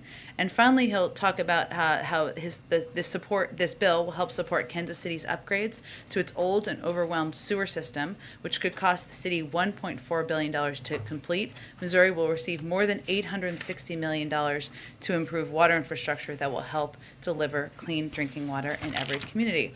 Also wanted to note that today the U.S. Surgeon General, Vivek Murthy, issued a new health advisory calling for immediate action to address the nation's youth mental health crisis. No child should feel like they have to go through a mental health battle alone. Students and families should feel supported, confident, and empowered. Everyone has a role to play in protecting and promoting the mental health of our youth. This advisory on protecting youth mental health lays out a series of recommendations that individuals, families, community organizations, social media companies, governments, and others can take to improve mental health for children and adults. Also wanted to note that the Vice President she hosted a summit today to mark the first ever White House Maternal Health Day of Action. She issued a nationwide call to action to both the public and private sector to help improve maternal health outcomes in the United States. In conjunction with the summit, the Vice President announced a new Department of Health and Human Services report showing the impact of pregnancy-related Medicaid coverage, and that the Centers for Medicare and Medicaid Services is proposing the establishment of birthing-friendly hospital designation and guidance to states on how to cover Medicaid postpartum services for a year. Amar, why don't you kick us off? Does the White House have any reaction to a federal judge in Georgia's decision to block the administration from enforcing the COVID-19 vaccine mandate for employees or federal contractors? Well, the reason that we proposed these requirements is that we know they work. and we are confident in our ability legally to make these happen across the country. As you know, the federal government, the largest employer in the country, we have successfully implemented these requirements in a way that has not only boosted vaccinations in the federal government with more than 92% of people vaccinated, but also helps avoid disruptions in operations. And our implementation sends a clear message to businesses, including federal contractors, that similar measures will protect their workforce, protect their customers, and protect our communities. I'd also note that a number of businesses across the country have also implemented these requirements, vaccinating or testing requirements, depending on the organization. And the CEO of Lockheed said last week that they are at over 95% on track to be compliant and are well on their way to be able to maintain operations. So I would just note, of course, the Department of Justice will vigorously defend this in court, but we know it works. That's why the President and the administration will continue pressing forward. And how is the AWS outage affecting the government? And has the White House gained any insider understanding of the cause? We have, of course, seen those reports, Amr, which I know were just out earlier today. I don't have anything new to update you on, but we can check and see later this afternoon if there is. And finally, on the arrest in France of the Khashoggi subject, I was just wondering if the White House had any immediate reaction. We did see the report, but I don't have any additional comment from here. Go ahead. I just wanted to ask you about the debt ceiling. It looks like there's some movement on that. Can you tell us whether the President has spoken with McConnell, Senate Majority Leader McConnell, on that issue, and if you feel like you've kind of gotten over that hurdle, does that open the door to other compromises and more bipartisanship? Well, the President has always felt the doors open. He's never closed it. But I will say we are heartened to see the progress being made today and hope for quick consideration so we can focus on the President's economic agenda, his Build Back Better agenda that will lower costs for Americans across the country as early as next year, child care, elder care, health care, et cetera. And this would leave space to spend time and focus on that. We have seen Leader Schumer and Senator McConnell engage in discussions in good faith to move this forward, to prevent a default. That certainly is a good sign, and today was a positive development. We'll, of course, defer to Leader Schumer and Speaker Pelosi on the legislative mechanics and the path forward. Since we're on the subject of Build Back Better, can you map out for us what's going to be happening over the next few weeks? Like, what is your sense of the timetable for a decision on that? And the one issue that seems to sort of fallen out is paid leave. I realize that there are other priorities that are in the measure, but can you just say what you will do to worry about paid leave going down the road then? Well, let me first say that the President absolutely wants paid leave to be law in the land. He proposed it in his package. We have fought for it in negotiations. We also fully recognize we need every single Democrat to support this bill in order to move it forward. I would note for the first part of your question, Andrea, in terms of what will be happening, I would really point you to the Dear Colleague letter that Leader Schumer put out yesterday, which outlined in great detail what's happening behind the scenes, whether it is the ongoing discussions between Senate committees and the bird-proofing process, as we call it, to review and consider components of the Build Back Better agenda and whether they will pass the bird bath. That is ongoing. The parliamentarian is clearly reviewing that. I would note that, as he noted in his letter, that on Friday and Saturday, 8 of the 12 Senate committees that were given reconciliation instructions submitted their final Senate text to the parliamentarian, the Congressional Budget Office, and the Senate Republicans. So this is a process that is behind the scenes, largely an important component of moving legislation forward. But I would also note that Leader Schumer conveyed in this letter, and has repeatedly conveyed, his intention and objective of moving this forward in advance of Christmas. We support that. And we're encouraged by that effort and that leadership. Go ahead. Thanks, Jen. A few follow-ups on the call today that happened. One, when it comes to the calls that the President had last night with European allies, did he get commitments from them that they would, in conjunction and coordination with the United States, implement those economic sanctions? We're not going to speak for them, Caitlin. Obviously, they can speak for what they have any intention to do, but there is agreement about the need to impose strong and significant economic consequences if Russia were to invade invade Ukraine. Obviously, that may look different from country to country, and we're focused on what our objectives are. The president laid those out in those calls yesterday and in a follow-up call again today, and we'll let them speak for themselves on what they have the intention of doing. And Jake just made clear that the president, delivered some warnings to Putin today. What is, in his view, the timeline that he's looking at if Putin does heed those warnings and does de-escalate? What's the time frame for that? For when Putin might de-escalate? How long does he think that would take?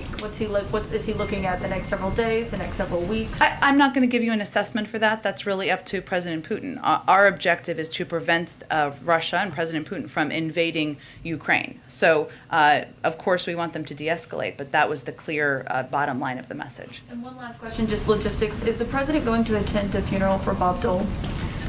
He, of course, considered former Senator Bob Dole a friend, somebody he admired greatly, as you saw in the statement, but I will let them announce any specifics of the plans for the funeral.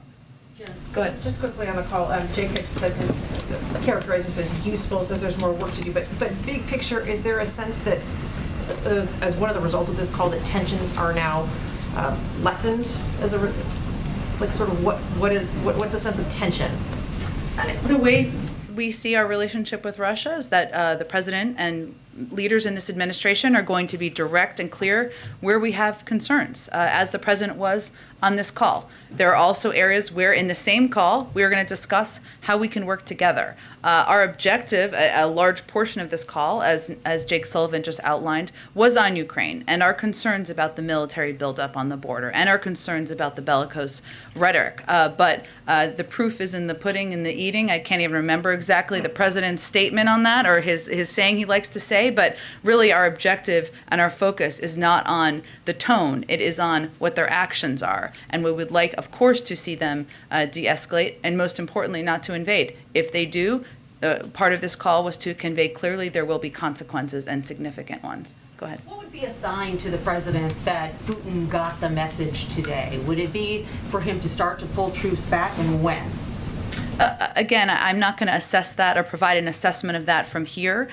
We will know if Russia and President Putin decides to invade Ukraine. I don't think that will be a secret, and so we will certainly be watching that. Our preference is, of course, for that not to happen, and the president made clear that there is an off-ramp here, and that we want to have a diplomatic path. We have a diplomatic path forward to have these discussions, but I think that will be clear. I don't think it will be a secret. That is what we're working to prevent. Is the administration starting to put plans in place in case Americans in Ukraine need to be evacuated quickly? I know there was some reporting about this. Of course, the military does contingency planning for a range of potential scenarios in order to keep the U.S. personnel safe. And when a security situation warrants it, the State Department issues travel notices and security warnings to U.S. citizens. That's how the process broadly works, but it's not the standard process for the United States government to evacuate U.S. citizens. Typically, if a security situation deteriorates, the State Department issues a travel warning or a travel advisory. Obviously, our embassy would provide consular service. We're not even at that point right now. Are there any lessons that were learned during the mass evacuation in Afghanistan that are already being heeded this time around as you begin contingency planning? I think it's really important for people not to compare the two. I mean, of course, you can ask any question you want, but Afghanistan was a war zone. We were at war for 20 years. What we're talking about here is a situation we are trying to work to de-escalate and move towards a diplomatic path, but it is not a comparable situation in our view. And also, I would say that it is not standard, as you all know from our discussions about Ethiopia, for the U.S. government to plan for, we plan for everything, but to evacuate on military planes American citizens. There is a lengthy process that we undergo typically around the world. Go ahead. Thanks, Jen. Jake talked a little bit about conversations with Germany regarding Nord Stream 2. Can you at all characterize the process of arriving at some sort of an agreement about what might happen involving Nord Stream 2 if Russia is to move forward? And does the administration have any regrets at this point about waiving sanctions against Nord Stream 2 back this spring? Well, I would first note that, and Jake broadly referenced this, but back in July, there was a joint statement of the United States and Germany on support for Ukraine, energy security, and our climate goals. And what it conveyed in there is, quote, that it made in the joint statement, there would be action taken if, quote, Russia attempts to use energy as a weapon or commit further aggressive acts against Ukraine. Obviously, invading Ukraine would be an aggressive act. And part of these discussions are what the contingency planning would look like if they were to take that step. That is one of the lessons, and I think Mara asked this very good question yesterday and today about what are the lessons you learned from 2014. What you can look at for people who covered this back then is that there's an enormous amount of preparation, contingency planning, tracking of social media, and the use of disinformation tools. A lot of that is done because we did learn some lessons in 2014 leading up to it. I think what's important to also note is that I know there's a lot of members on the Hill, not a lot, some who are vocal, who are conveying that Nord Stream 2 is the answer here. And what the point Jake was making, or additional steps on Nord Stream 2, is that would actually not be an effective deterrent, that is not effectively going to change the behavior of President Putin. So yes, Germany, in our joint statement, made these commitments. There are a range of economic tools and options we have, our European partners have, should they decide to invade. Obviously, our preference is that we not get to that point. Referencing, because you brought up the members on the Hill who often talk about Nord Stream 2, and Jake's July statement. These members say that Russia has taken action that, using gas as a geopolitical weapon. They point to, coercing and manipulating countries in Europe over the course of the summer, taking advantage of the energy crisis, for instance, just a couple months ago. And Biden and Merkel promised sanctions if those events were to transpire. Does the White House believe that what we've seen up until now is not Russia using gas as a geopolitical weapon? I think what we're talking about here and what we're trying to achieve here is a deterrence of actions that would be detrimental and, of course, hurt the territorial sovereignty and integrity of Ukraine.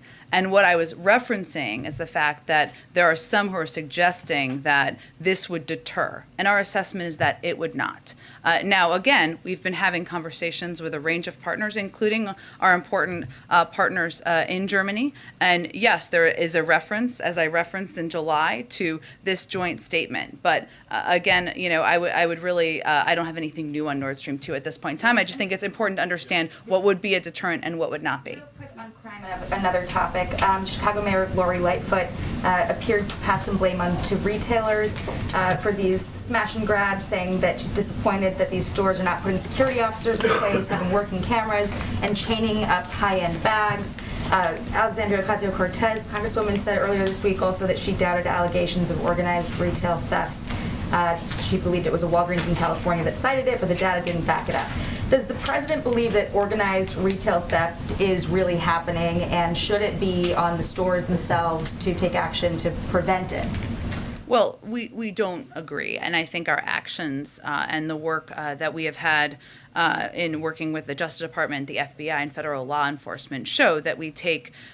We have seen some of these extremely disturbing videos showing retail thefts, and both major retailers as well as state and local leaders like Governor Newsom have identified this as a serious concern. We agree. That's the reason why we have sent additional support from the FBI, providing additional assistance. It's one of the reasons why we have also been, the president and members of our administration have been long-time advocates for supporting and funding the COPS program, something where the president proposed almost $300 million in additional assistance through his budget from what it was last year, and why we have also provided money to get provided financial assistance to get money to hire 50 more police officers through the COPS program that the president has championed in places like San Francisco, and an additional 20 officers in Los Angeles. So I think his record speaks for itself on this. We are going to continue continue to advocate for supporting programs like the COPS program, ensuring that our law enforcement are good partners as we're working to address these retail thefts across the country. Go ahead, Kristen. Jen, thank you. I have a foreign policy and a domestic. I'll start Great. with the Okay. foreign policy. It's a big picture question. Okay. The withdrawal from Afghanistan over the summer was widely criticized. There are increasing tensions with China and Taiwan, and now you have Russian troops amassing on the border with Ukraine.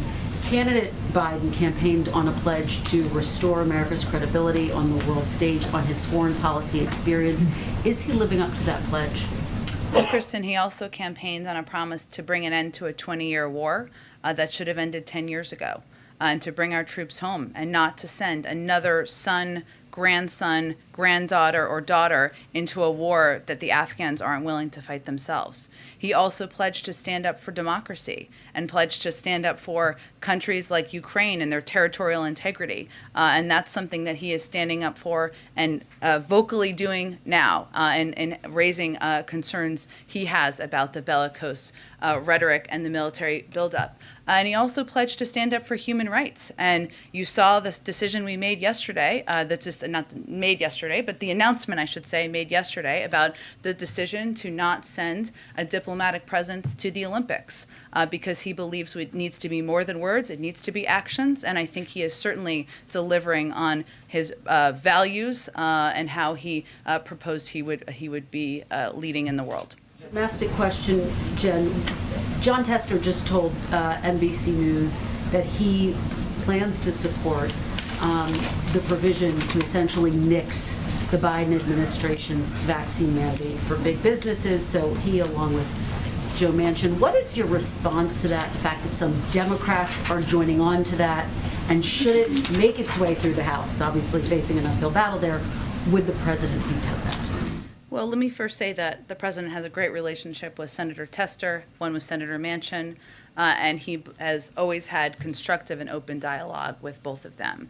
I think it's important to remind everyone what this OSHA rule is all about. One, it's based on a 50-year-old law, and we are confident in our ability to implement it.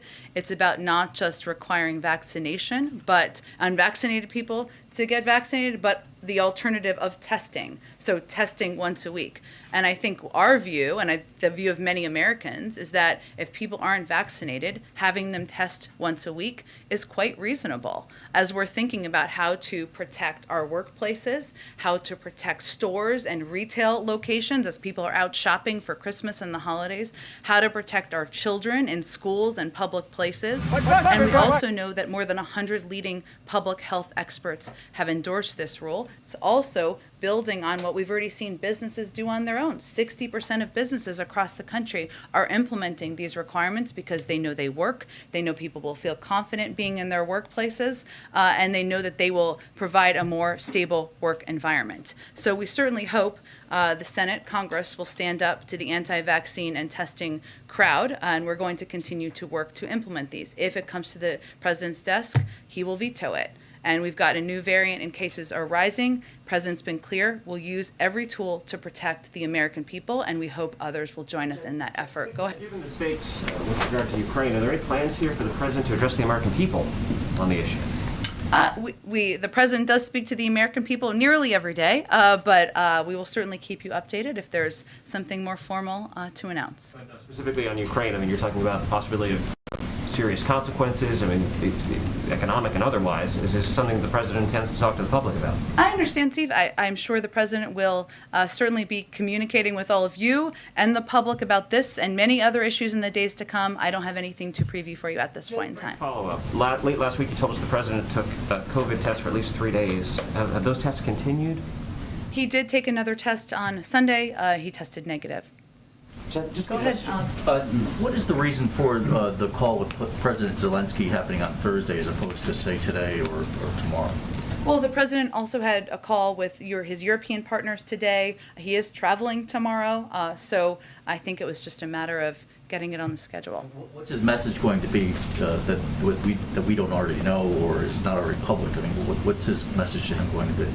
The president will convey, as we've conveyed publicly and as he's conveyed publicly, that he strongly supports the sovereignty and the territorial integrity of Ukraine, that we will continue to be a strong supporter through a range of assistance. We have provided, I believe, $400 million in assistance since the beginning of this year, $60 million as a follow-up to President Zelensky's visit here earlier this fall, and that we will continue to be close partners and work in close coordination with them in the weeks and months ahead. A number of Democratic senators are expressing some frustration over Guantanamo Bay, the detention center there, the prison, and why it's not, more progress isn't made in shutting it down, something the president has said he wants to do. How come it's taking so long, and what commitment does he have to seeing that come to fruition? He absolutely remains committed to shutting down Guantanamo Bay, something he has stated many times in the past as vice president, running for office, et cetera. I'm sure I can get you an update from the Department of Defense on the number of detainees who are still there. That's something that is under constant review, but we can get that to you after the briefing as well. Go ahead. Let me just ask, the readout referred to these countermeasures coming in the event of, quote, military escalation. How do you define military escalation? Is it Russian troops setting foot further into Ukraine, or what other things count? What would the tell me more. It has a history of sowing discontent or unrest in regions, supporting indirectly or with deniability, separatist movements. And we've already seen this. We've already seen this happening, right, over the course and. It's been in the Donbass, right? And he could, for instance, maybe follow up with troops into the Donbass in a way that he hasn't before, or similar sort of first step measures that aren't a full military incursion. Would the U.S. and its allies consider that a violation and start triggering some of these countermeasures, counterpunches that you're threatening here? I certainly understand why you're asking. I'm just not going to parse the different scenarios. I think we have been clear. Jake Sullivan was clear. The president was clear with President Putin that if they invade Ukraine, we have a range of economic options to take, and they will be significant and they will be severe. But I'm not going to parse what every different element might look like. Those are conversations we would continue to have with our European partners, with Congress, and beyond that, I'm not going to parse further from here. I think Jake Sullivan spoke to this pretty clearly just a few minutes ago. Give us an update on the remaining Fed nominees. He's got a few left to make. He does. We hope to have those soon, and we continue to hope to have those out to you this month, yes. Yeah, absolutely. Go ahead. Thank you. Following up on the announcement of not sending an American delegation to Beijing for the Winter Games, you were just saying this is an example of action that the president would take. Would the president support the IOC moving the games from Beijing altogether? I have not heard that's an option under consideration. I can just speak to what the decisions are we're making here from the U.S. government, which we spoke to yesterday. He still believes, though, that the Olympic Games should be played in Beijing? I'm not aware of a consideration of them being moved. And also, is the president right now engaging with Democrats in Congress on the current debate over lifting state and local tax cap for those who make over $400,000? The SALT deduction? That is something, as you know, there is some support for in Congress. It's not something the president proposed, but it is something that certainly is part of the discussion. As some of these members who support it, they've raised, which won't surprise you, they've also raised it publicly with members of our team. So it is part of the discussions and the negotiations that are ongoing at a senior staff level. Does the president oppose it? SALT? He didn't propose it initially, but we are working to get this bill done. But does he oppose it? Again, he didn't propose it initially. We're working to get this bill done and across the finish line, but it was not his proposal. Our objective continues to be to lower costs for the American people across the country on child care, on elder care, on health care. This bill will do exactly that. Create a universal health care system, a universal pre-K system that has never existed in the past. There are components that there is support for that are still a part of the discussions, but I think you can note the president didn't propose that initially. Go ahead. Yeah, thanks, Jen. Yesterday you seemed to dismiss the idea of sending COVID-19 tests to all Americans, but other countries have taken similar aggressive steps to make testing free available to all citizens. Singapore, for example, sent 6 test kits to all citizens in September. In the UK, any citizen can order a pack of several testing kits all at once. Is the White House's position on this simply a cost analysis, or are there other reasons why the administration doesn't think that sending tests, COVID-19 tests, to all Americans is a good strategy? Well, let me give you an overarching, comprehensive understanding of how we're approaching this to give you a sense, and I appreciate the question. So our objective is to continue to scale up our testing program to meet demand and ensure that people who want tests are getting tests. And there are a range of ways people want tests. Some people want to do it in their homes, certainly, and we've seen an increase in demand for that in recent months, and we've quadrupled our capacity in that regard. So we'll keep building.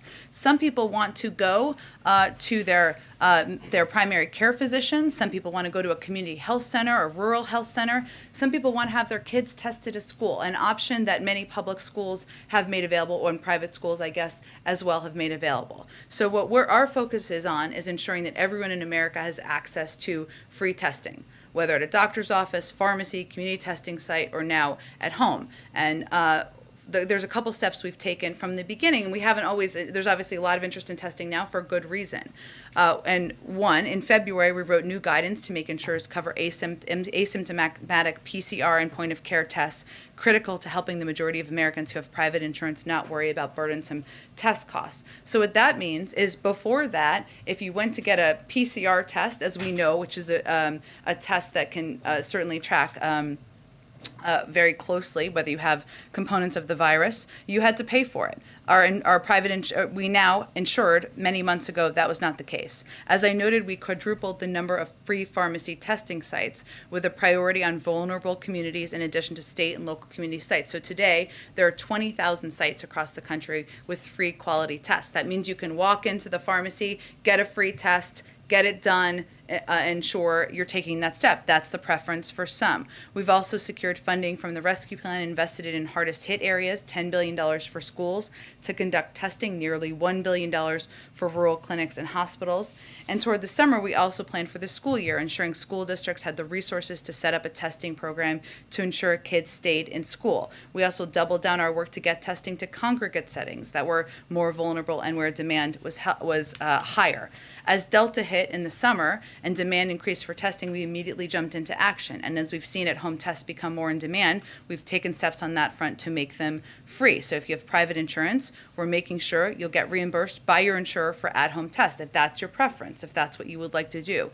And we made sure that the tests you get from your healthcare provider, like PCR tests, are covered with no copays. I also would note that we also announced last week we're sending 50 million free tests starting this month to convenient locations like health centers and community sites. So overarching, our objective here is to make them accessible, to make sure that people who want to get tested can get tested in any means they choose to do, and to make sure they're free for everyone in America. And I understand all those efforts, but wouldn't it be a good idea to just send them to all American homes? It seems like that would make it more readily available to just, have it sitting, knowing that one is just sitting in your kitchen somewhere.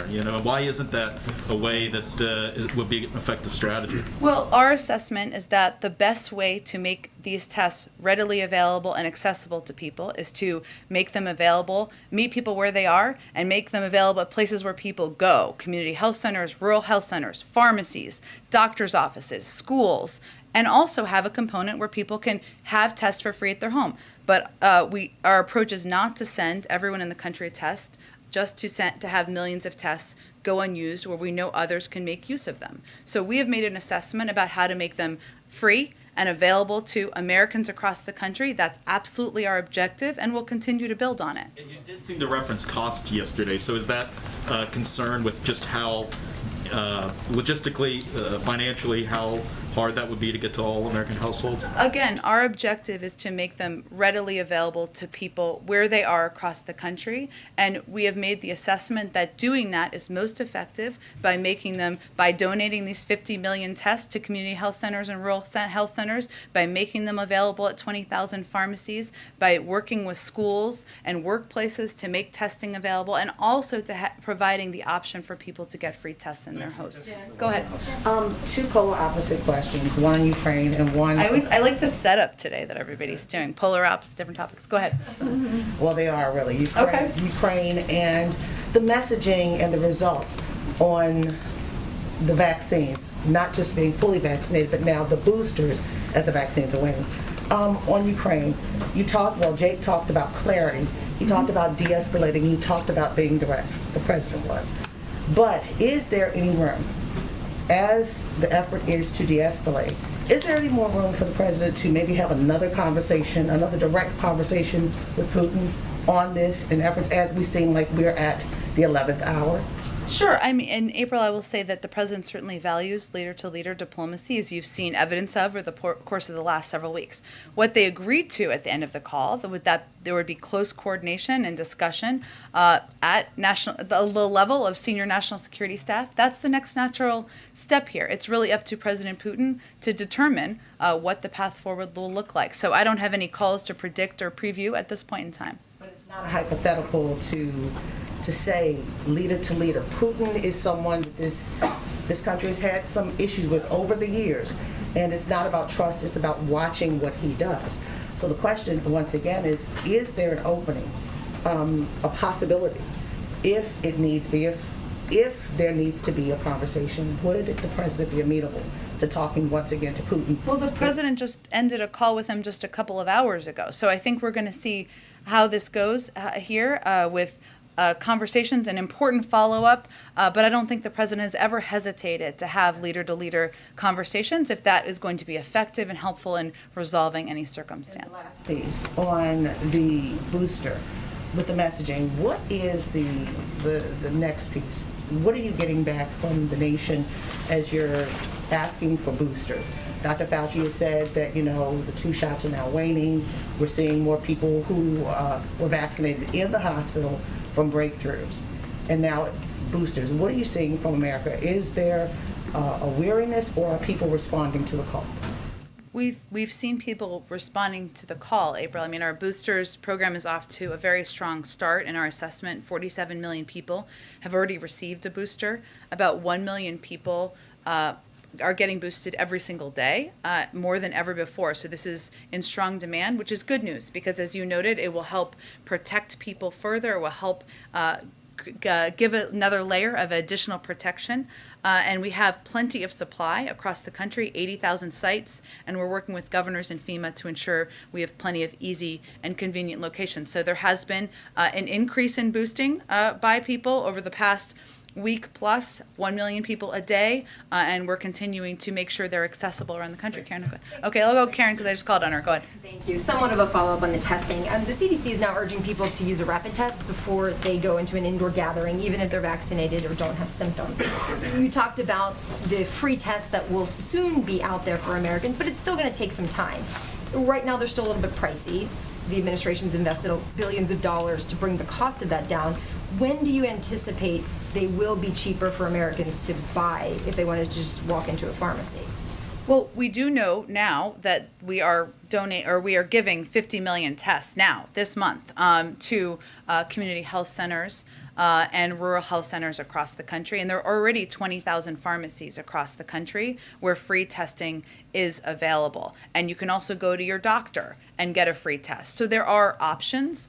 We are working to implement some of these specifics by mid-January in terms of how people can get reimbursed for tests. I think if what you're asking about, we're doing that as rapidly as we can as people are looking to get home tests. They're about $7 a test, and certainly will continue. Our objective here, our larger objective, is also to create a market so that that cost continues going down, that there are more tests on the market, and the costs continue to decrease over time. And why didn't we see the CDC make this recommendation before the Thanksgiving holiday, that people should start doing this, before people were gathering indoors with family and friends, that they should consider doing these rapid tests? Well, again, I would really point you to the CDC because they look at a range of data and science as they make assessments or make additional recommendations, and I would encourage you to ask them that exact question. Thank you so much, everyone. Thank you, Jen.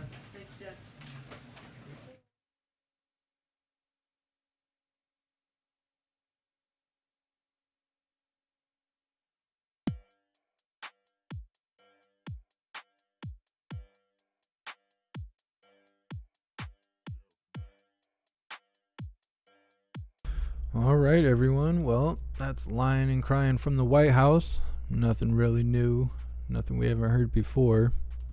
So what we're going to do is we're going to get ready to do the Pledge of Allegiance. While I'm doing that, please take a second to hit that subscribe button or follow button, depending on which platform you're currently watching right now, in order to be connected to see what's happening every day, and also bring on new viewers to be connected to the platform and see what we have to bring to the table on a daily basis. Let's get ready for the pledge.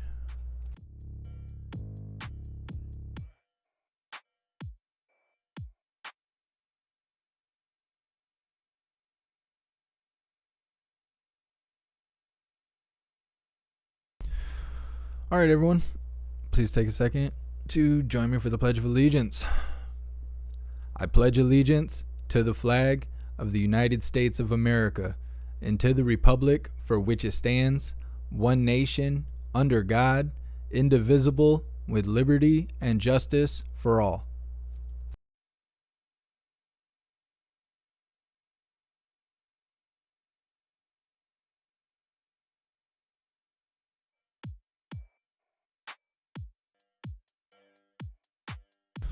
All right, everyone, that is what we have scheduled for today.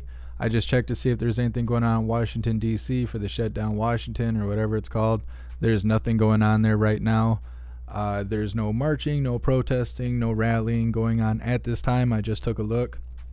But I will keep my eyes open to see if anything pops up later on today. What is it, Tuesday today?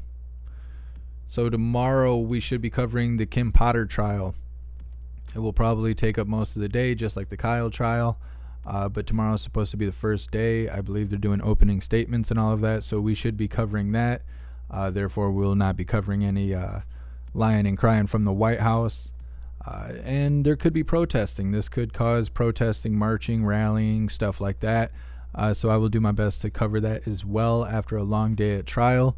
We're going to play it by ear and see how it goes. This is not the first trial we've covered. So I will do my best to capture all aspects, and as the days go on, we will get more in routine with it. And then if it's anything like the Kyle trial, they'll be protesting and stuff afterwards. However, in my opinion, I think that Kim Potter is going to do some jail time. She will be incarcerated for what she did. So, it's not going to be quite like Kyle, where people went out there and were really upset. I think that the protesters are going to get what they want. So may not be as much action as some of you are hoping for, but either way, we're going to be there to cover it, and I hope to see all of you there with me. Like I just mentioned, we are going to try and cover any action going on today. I'm going to sit here and try and work on get all these t-shirts worked out because the merch store, like many of you know, they took down my listings, so I have to remake all my merch again. So I'm going to try and come out with all the designs on the t-shirts, and I will make an announcement when it is complete. I'm also going to release a new pro Second Amendment design that will come out with all of these other t-shirts that we're familiar with, such as the one that I'm wearing right now. Bars and stars, all that stuff. I'm going to try and put that together today and have it done today by the end of the day. For t-shirts, at least, I would like to come out with hoodies. I know it's cold out, and a lot of you guys want to get some hoodies bought up before Christmas. I'm going to do my best to get that worked out as well, but I will at least have all the t-shirts done today. So big shout out to everyone interested in that. I know you guys keep hitting me up. I'm not trying to let you down. I'm just a busy guy, so I'll try to have that done today. Big shout out to everyone that made donations, joined the membership program, or purchased any merch. I really appreciate all of you, and I would not be able to do this without you. So thank you guys so much for being here and showing all your support. So that's it. We're wrapping this up for now. I will see you guys on the next live. Until then, stand tall, shine bright, and that's a wrap.